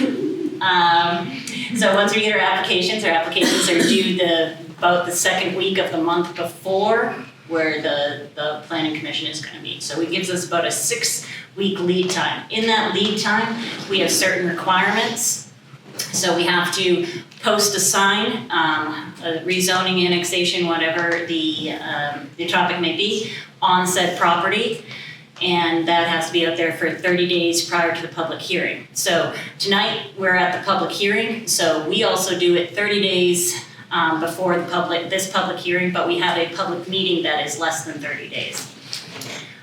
We also have a legal ad that we have to run consecutively for 4 weeks, again, that 30 days in the paper. And then as part of the application submission, they have to have the completed application. If they're not the owner or if they are the agent, they have to have that form deed. They have to have the paid tax bill, political donor exemption narrative, and a concept plan if they have it. If it is an annexation, we do notify the county and the Board of Education as well. Ms. Burgess, if I may, would you touch base on the political donor form and what that means? So we have a statement that everybody has to sign that says that they have or have not donated over $250 to any sitting member's campaign. So that is to avoid the presumption of collusion, so to know whether or not there is a donation that has been made to an elected official. Transparency, thank you, ma'am. That's the word I was looking for. So also something that we put into place a little over a year ago is site plan review. So this is where I call it dirt to dollars. So every way to get your plan to come to fruition. So you submit your site plan review application, we receive the application. The requirements that we have are 3 plan sets, 1 hydrology and 1 traffic. And then we have our plan requirements that whatever zoning district, as you've heard tonight when we were talking about special use permits. So they would have to provide a plan that meets all the requirements for the planning and zoning portion of this. So next, as we are a local issuing authority for erosion and sediment control, however, we do not have a memorandum of understanding. So we have to send our erosion and sediment control plans to GSWCC, the Georgia Soil Water Conservation Commission, for review. They have 35 days to review it, and then they send it back to us and say whether it was approved or denied, and then we issue the land disturbance permit. We also have our engineer, our third-party engineer, that we send our hydro to and our traffic to, as well as plan set, and they review that to be consistent with the regulations, such as the Georgia Stormwater Management Manual, as well as the latest traffic requirements. And they also do a cursory review with the erosion and sediment control as well. So once all of that comes together, we also send it to our departments, so planning and zoning will review it. We'll have the fire marshal and fire department review it. We'll also have utilities review it. So at the end, when everything gets approved per those requirements, per the regulations, and you will have had professional engineers sign off on it, as well as our fire marshal, utilities, planning and zoning. So everybody signs off on it. And at that time, when you have that approved site plan, that is also the same time we issue the land disturbance permit. So there is no longer, I'm going to clear cut this entire lot, and then I'm going to let it sit until everybody is development ready. So now you have to, I'm trying to say, put your money where your mouth is. So if you're gonna get that land disturbance permit, you're gonna get it once you've already given us a site plan that has been approved. So that kind of is different than a lot of other jurisdictions that just let you clear cut the lot and then it'll sit for, sometimes years before somebody buys it. So we have that requirement here. So when we think of things that may have happened before with development, there are so many things that this city and this council has moved towards, obviously you all know this, into getting us into a place where we are definitely dotting I's and crossing T's and making sure that we are protecting the character and the environment here in the city. So also in the department is the building portion. So we review building plans and for permit applications, we inspect structures for compliance with the building code, and also our ongoing commitment to customer service. We answer questions regarding policy, procedures, building permits, and enforcement. We do have code enforcement that is also our animal control. They do go and investigate complaints, enforce zoning codes such as signs or blighted buildings, and assist with our public outreach as well. And just a brief overview of this year so far. So we've issued 92 building permits. We have 26 applications currently open, or 26 applications for site plan review. We've issued 35 new business licenses. We have 768 business licenses currently in the city. We've issued 31 sign permits and 34 erosion control notice of violations. So again, I'd like to, this is one of my favorite planners, Charles Coupicier. Materials of city planning are sky, space, trees, steel, and cement, in the order and in that hierarchy. So, if there are any questions? City Council, any questions for our director? Thank you, ma'am. Appreciate your presentation. Moving on to the agenda, City Council, the next item on the agenda is your consent agenda. Yield the floor. Make a motion, consent agenda be approved. Have a motion, do I have a second? Second. Motion second, any discussion, council? All in favor? Aye. Opposed, same. Thank you, council.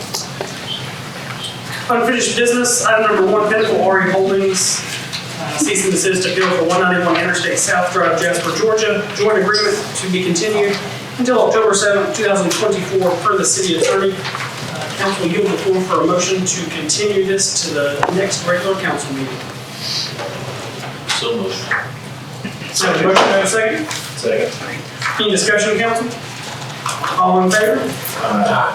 Opposed, same. Thank you, council.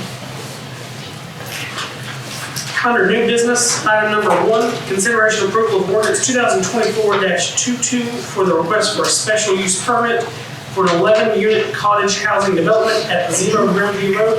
Ms. Mayor Burgess, I have you as the presenter. This was what we discussed earlier. Thank you, Mr. Mayor. You disappeared, I almost lost you. Again, we are, the staff recommendation as well as the planning commission voted at 2-1 to recommend this project for approval with the conditions discussed in, outlined in the ordinance and discussed in the presentation. Thank you, ma'am. Council, at this time, yield the floor for a motion. Action is approved, deny, or table. Yield the floor. Mr. Mayor, I'd like to make a motion to table. Yes, sir. Have a motion and a second. Any discussion, council? Yes, sir. Yes, sir. Let me tell the audience that my heart is beating out of my chest right now. And I'm going to start off with a Bible verse. Happens to be today's proverb, which one of the verses. Rebuke the wise and they will love you. So as I looked out in this room tonight, there are a lot of people that I know, some of which I know very well and some I don't know very well.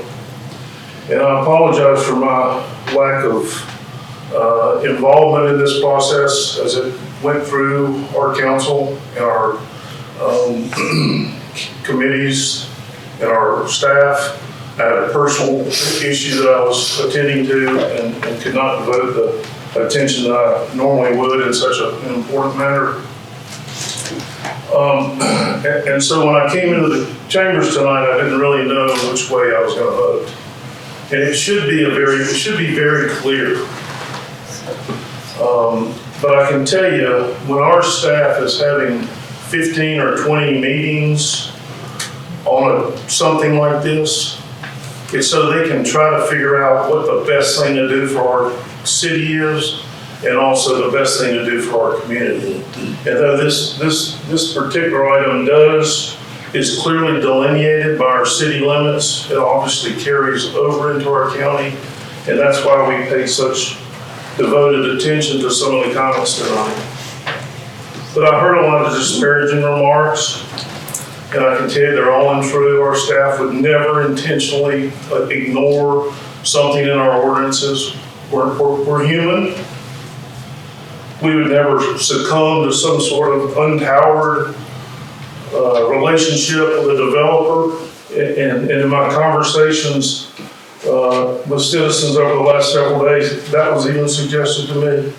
And so it's clear to me that we haven't communicated what this is really about. And I certainly don't know. Nobody's more concerned about our water source than we are. And we have the maps and we have the mines laid out. And we know as good as we can where they are. And we've made every effort to secure that. We've also been working with the EPD in weekly, daily meetings, trying to make sure that our water source is secure, and we continue to work on that.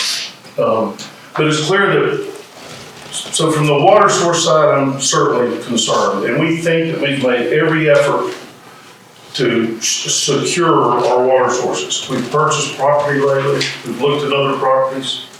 On the wastewater side, I've sat on the Department of Public Health Board of Directors for 25 years. Now, do I know everything about sewer or water? I do not. And is this a new concept? Yes, it is. And why is there so much emphasis on this particular concept of these community sewer plants? Because they've failed. But how do we account for that? We account for it with ownership. So if somebody owns that sewer system, they're responsible for maintaining it. And so, but that still doesn't mean that I want necessarily a sewer septic system over our water source. The cottage plan, I worked on the building department. I strongly support the concept. Strongly support it. It was designed for infill, for in-town living. It's a concept consistent with what we call the missing middle, to afford people who can't afford a home to have access to homes, and people who are downsizing and leaving their bigger homes. And so we didn't project that this is where this first development would land. But I can assure you the concept was designed with reputable engineers who are nationwide in developing or in urban development.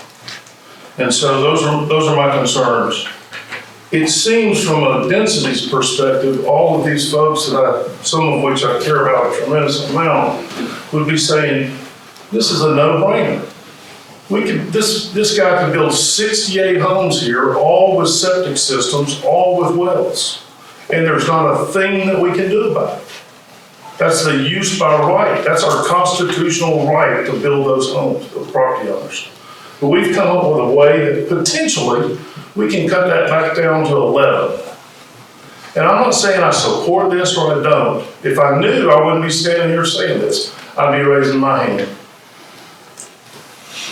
So it's clear that I don't know enough about it, and it's clear that some of y'all don't know enough about it either. And so hopefully this table will pass and we can explore this a little bit longer for Grant. We've been looking at this for a long time. I know. And there's nothing unpowered about how we've handled it. We've done every public hearing we're required by law to do. And the insinuation that we would go behind closed doors and do something otherwise, I'm rebuking the lies. And I hope they'll love me for it. Thank you, sir. Yes, sir. Any further discussion from council? I do have a motion and a second. No further discussion. In order to table, all in favor? Aye. Opposed, same. That matter has been tabled. Thank you, council. Moving on to item number 2 under new business. Consideration approval of ordinance 2024-23 to rezone approximately 0.58 acres located off Pioneer Road from C2 general commercial to R1 low density single family residential to allow for single family rentals. Ms. Burgess. Thank you. Just as a recap, this is a property that is located off of Pioneer. It is currently zoned C2. Adjacent property is R1. The uses surrounding it are all single-family residential. We do not believe that this rezoning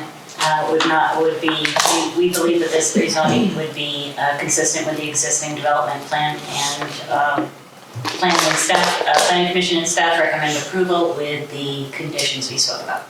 Thank you, ma'am. Council, yield the floor for a motion.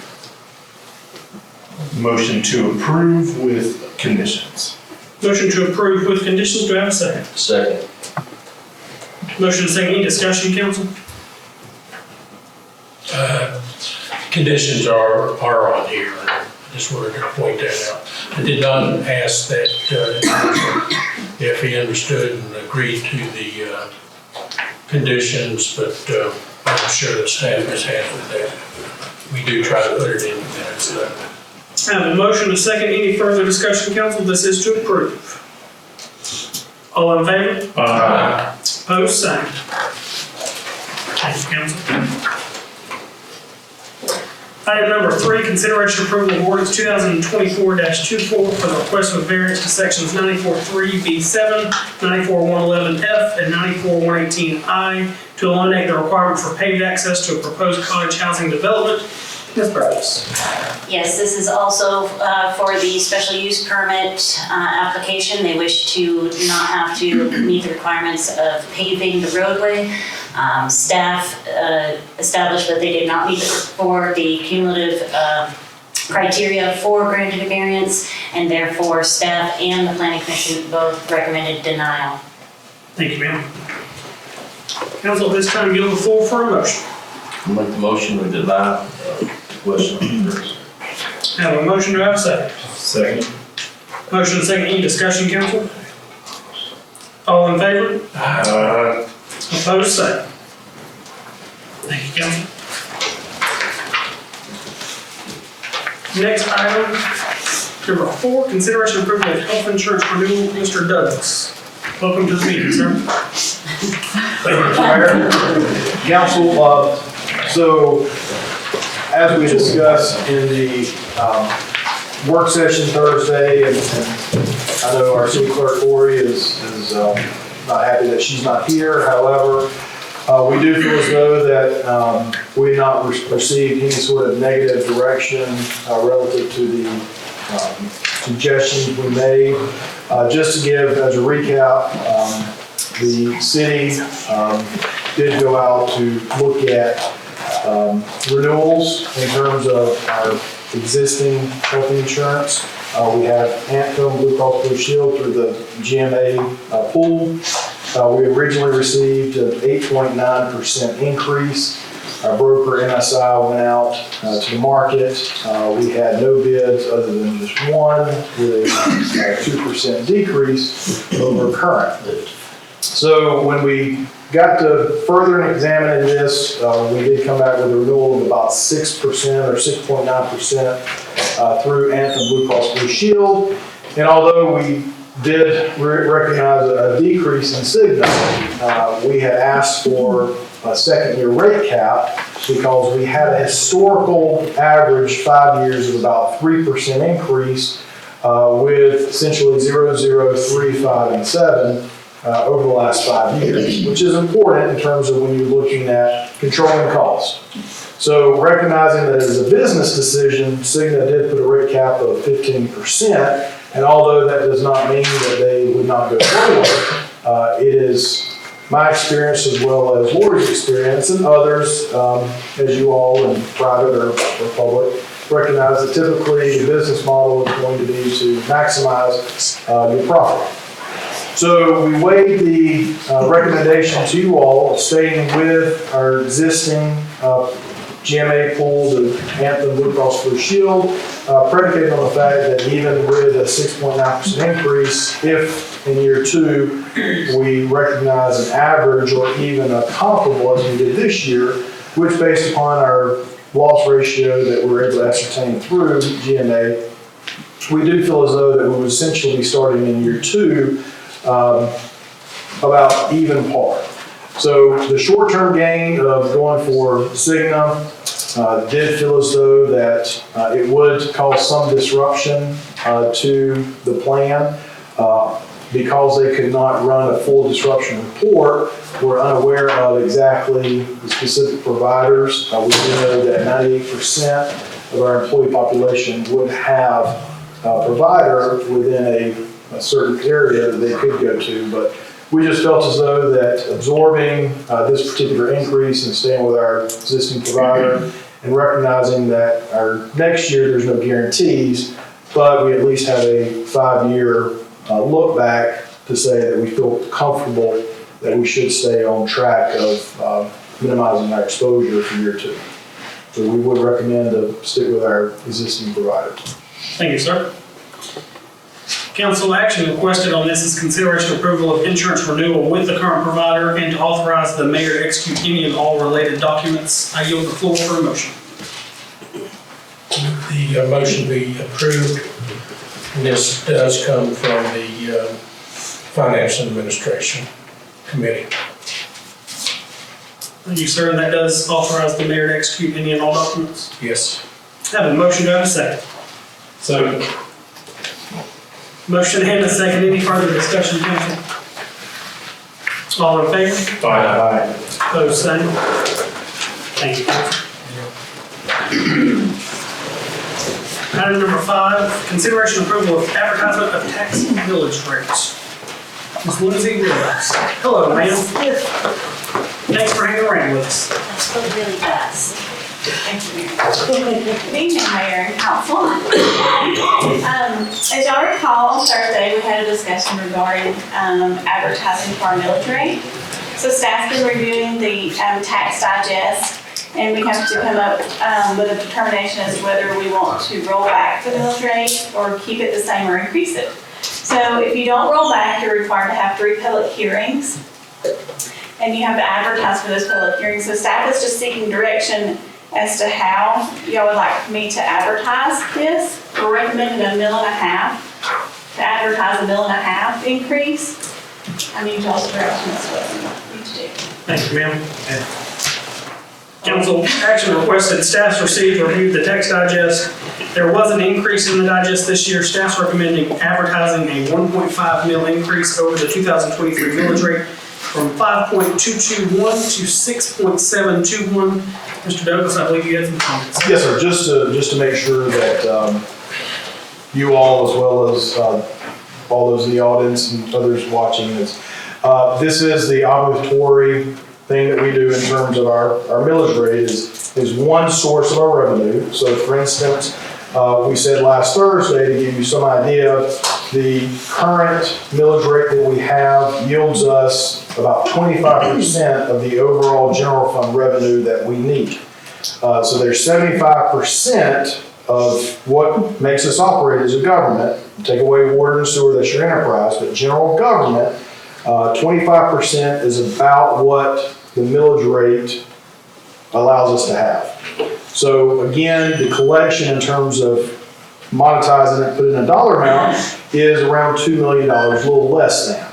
So as an example, you heard from, this is the rest of our departments that were here tonight, that you heard from Public Safety. On Thursday evening, you heard from Fire and Police Department. Those two budgets combined equals about 50+% of our expenditures relative to our general fund. So just the police department budget in and of itself could not operate 100% off of the millage rate. So the millage rate is an important tool for us. It's one of the tools that we do have that we have some semblance of control relative to the revenue coming in. We do have to operate within the balanced budget. So therefore, as you recall from July, we amended the mid-year budget because we did have some revenue not coming in quite as robust as it had been projected from last year, which is a normal process. You amend the budget, you look at drawing more money in from your savings account to help balance the budget. Recognizing that we may have to do that for 2025, even if we do adjust the millage rate and an increase, we still are having the other 75% of our revenues that we do not necessarily control has not necessarily materialized the way that we had anticipated. Albeit LOST is a fantastic tool that we have. Unfortunately, that particular revenue source has pretty well just remained flat over the last 5 or 6 years relative to the percentage that we receive. So although it is good for that LOST revenue to come in, it has not caused us to have an increase in terms of the revenue that it would produce for us because the percentage is essentially the same. Building permits and other fees, occupational taxes, once again, they have not just materialized to the point of what it had been projected. So in consultation with finance, the 1.5 mil is something that we think would allow us, in looking at some of the preliminary budgets for our departments. However, that does not increase personnel. So if you have heard from some of the departments from Thursday evening along with tonight, that does not increase our personnel. It merely allows us to continue operating. And if we were to have a surplus in 2025 with any increases of revenues in other areas, those monies would go into a capital expenditure budget to help revitalize that fund that we try to set aside just to help us do some maintenance and repairs on existing assets. So the 1.5 mil is merely just a kind of a shot in the dark. We'll have some October, November meetings on the 2025 budget.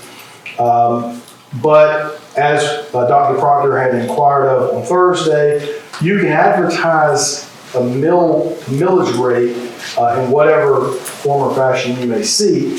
It does allow us to explore other options. If you all were to look at us during the budget hearings and request to look at increased personnel in a particular department, I will tell you based on preliminary numbers, we would just have to eat more into our fund balance, our savings account, in order to achieve that for a balanced budget. So you can set the millage rate in terms of, let me rephrase that, you can advertise higher and you can adopt. We would be scheduled to adopt this on October 7th. We would have 2 public hearings on September 26th. And the final public hearing Monday at 5:30, October 7th, at which point you could adopt it at whatever point you would discern. Thank you. Thank you, sir. You can advertise more, but you can adopt less. Yes, so for example, staff's recommendation is to advertise at 1.5 mil increase. We could adopt 1.5 or lower, but we could not adopt anything higher than that. Is that accurate, Ms. Williams? And tonight's actions is strictly for advertising for that? Advertising only and for public hearings. So we're not setting our tax rate tonight, right? Correct. No, sir. This is simply an advertisement thereof. So staff's recommended, and they've received and reviewed text digest. They are recommending advertising a 1.5 mil increase. Council, you yield the floor for a motion. Make a motion to advertise the 1.5 mil increase. Have a motion, do I have a second? Second. Have a motion and a second. Any discussion, council? Thank you, council. All in favor? Opposed, same. Thank you, ma'am. Next item on the agenda, as it was amended, is the executive session. Council, I will need a motion to go into executive session. Make a motion to go into executive session. Have a motion, do I have a second? Second. Motion and second. Any discussion, council? All in favor? Opposed, same. Thank you, ladies and gentlemen. We are now in executive session. And a motion to come out of executive session. Second. Motion and a second. Any discussion? All in favor? Opposed, same. Thank you, council. Next item on your agenda is item number 6, consideration and approval of resolution 2024-16, temporary suspension resolution. Council, this resolution has been brought before you, and I yield the floor for a motion. Make a motion, council approve resolution 2024-16, temporary suspension resolution. Thank you, sir. I have a motion. Do I have a second? Second. Motion is second, any discussion, council? All in favor? Opposed, same? Thank you, council. Moving on down the agenda to the committee report updates. Development, local infrastructure, Dr. Proctor, Mr. Faust. So I guess IMS is, if you recall, is mapping our roads so that we'll know specifically how long, how many miles of roads we have. I think that's been completed as staff is reviewing that. The TAP grants continue to weave their way through the process. And I think the short form of that is it's engineering and ultimately construction for sidewalks and other similar things. They've increased the amounts, which will also slightly increase our obligations. And that's to be covered by 2014 SPLOST. And then the second part of the TAP grant, which was the 2023 TAP grant, 2024, if I remember, the GDOT is still looking for, trying to find some ways where maybe we can get a little more assistance other than just through our SPLOST funds. Anything further from that committee? Because Finance and admin, Mr. Living. Work continues on the 2025 budget. Everybody's got dates on when we'll be meeting on that. Committee did meet and discuss the health insurance renewals. Thank you all for approving the renewal of our current company. And committee also discussed advertising the millage rate. Again, thank you, council, for approving the advertisement at 1.5%. Enterprise Committee, Dr. Proctor, Mr. Moon. Raw water, surface water withdrawal, staff is getting quotes on a new valve so that we can have 2 pumps. We're also looking at some metering opportunities for that. The wastewater equalization bond, we continue to look at quotes for dredging that. And the contractor work on the 16-inch force main is nearing completion. I think most recently the completion on the project overall was still up in the 75 to 80% range. County's working with us and helping us with some of our roads on some chronic leaks, and also we're going to upgrade our interconnected Cove Road. And underground injection mines, we continue to explore that. Sampling was done, and hopefully we'll have results fairly soon. Thanks, sir. Anything else to add? No. Parks and Properties, Mr. Hannah, Mr. Faust. Lee Newton Park, staff's getting quotes and investigating electrical issues at the power outlets. And then going over to Parole Park, survey work should start next week or the week after. We did hear back from GDOT's closing attorney and have reached out for information to prepare the closing documents. Jasper City Park. So staff had addressed some electrical concerns over the removal of the scorekeeper's deck that was removed at the upper ball field and took out the trash. They're going to keep us staying high on that. And we are receiving a quote for relocating the playground for younger kids and updating equipment from Southeast Outdoor Solutions. Anything further? And then the downtown restrooms are slowly but surely getting a little bits done at a time. Hopefully we'll be able to get the marble installed in the next couple of weeks, and hopefully we'll have it up and running pretty soon. Thank you, sir. Public Safety, Mr. Hannah.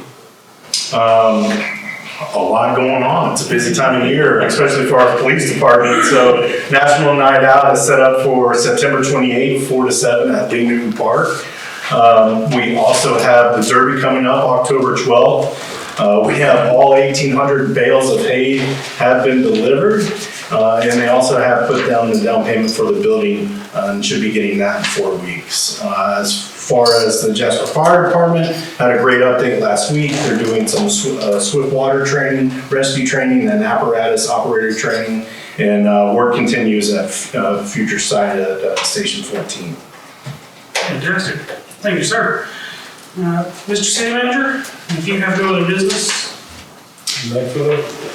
council, yield the floor for a motion to adjourn. Move to adjourn. Motion second, all in favor? Thank you, council. We are adjourned.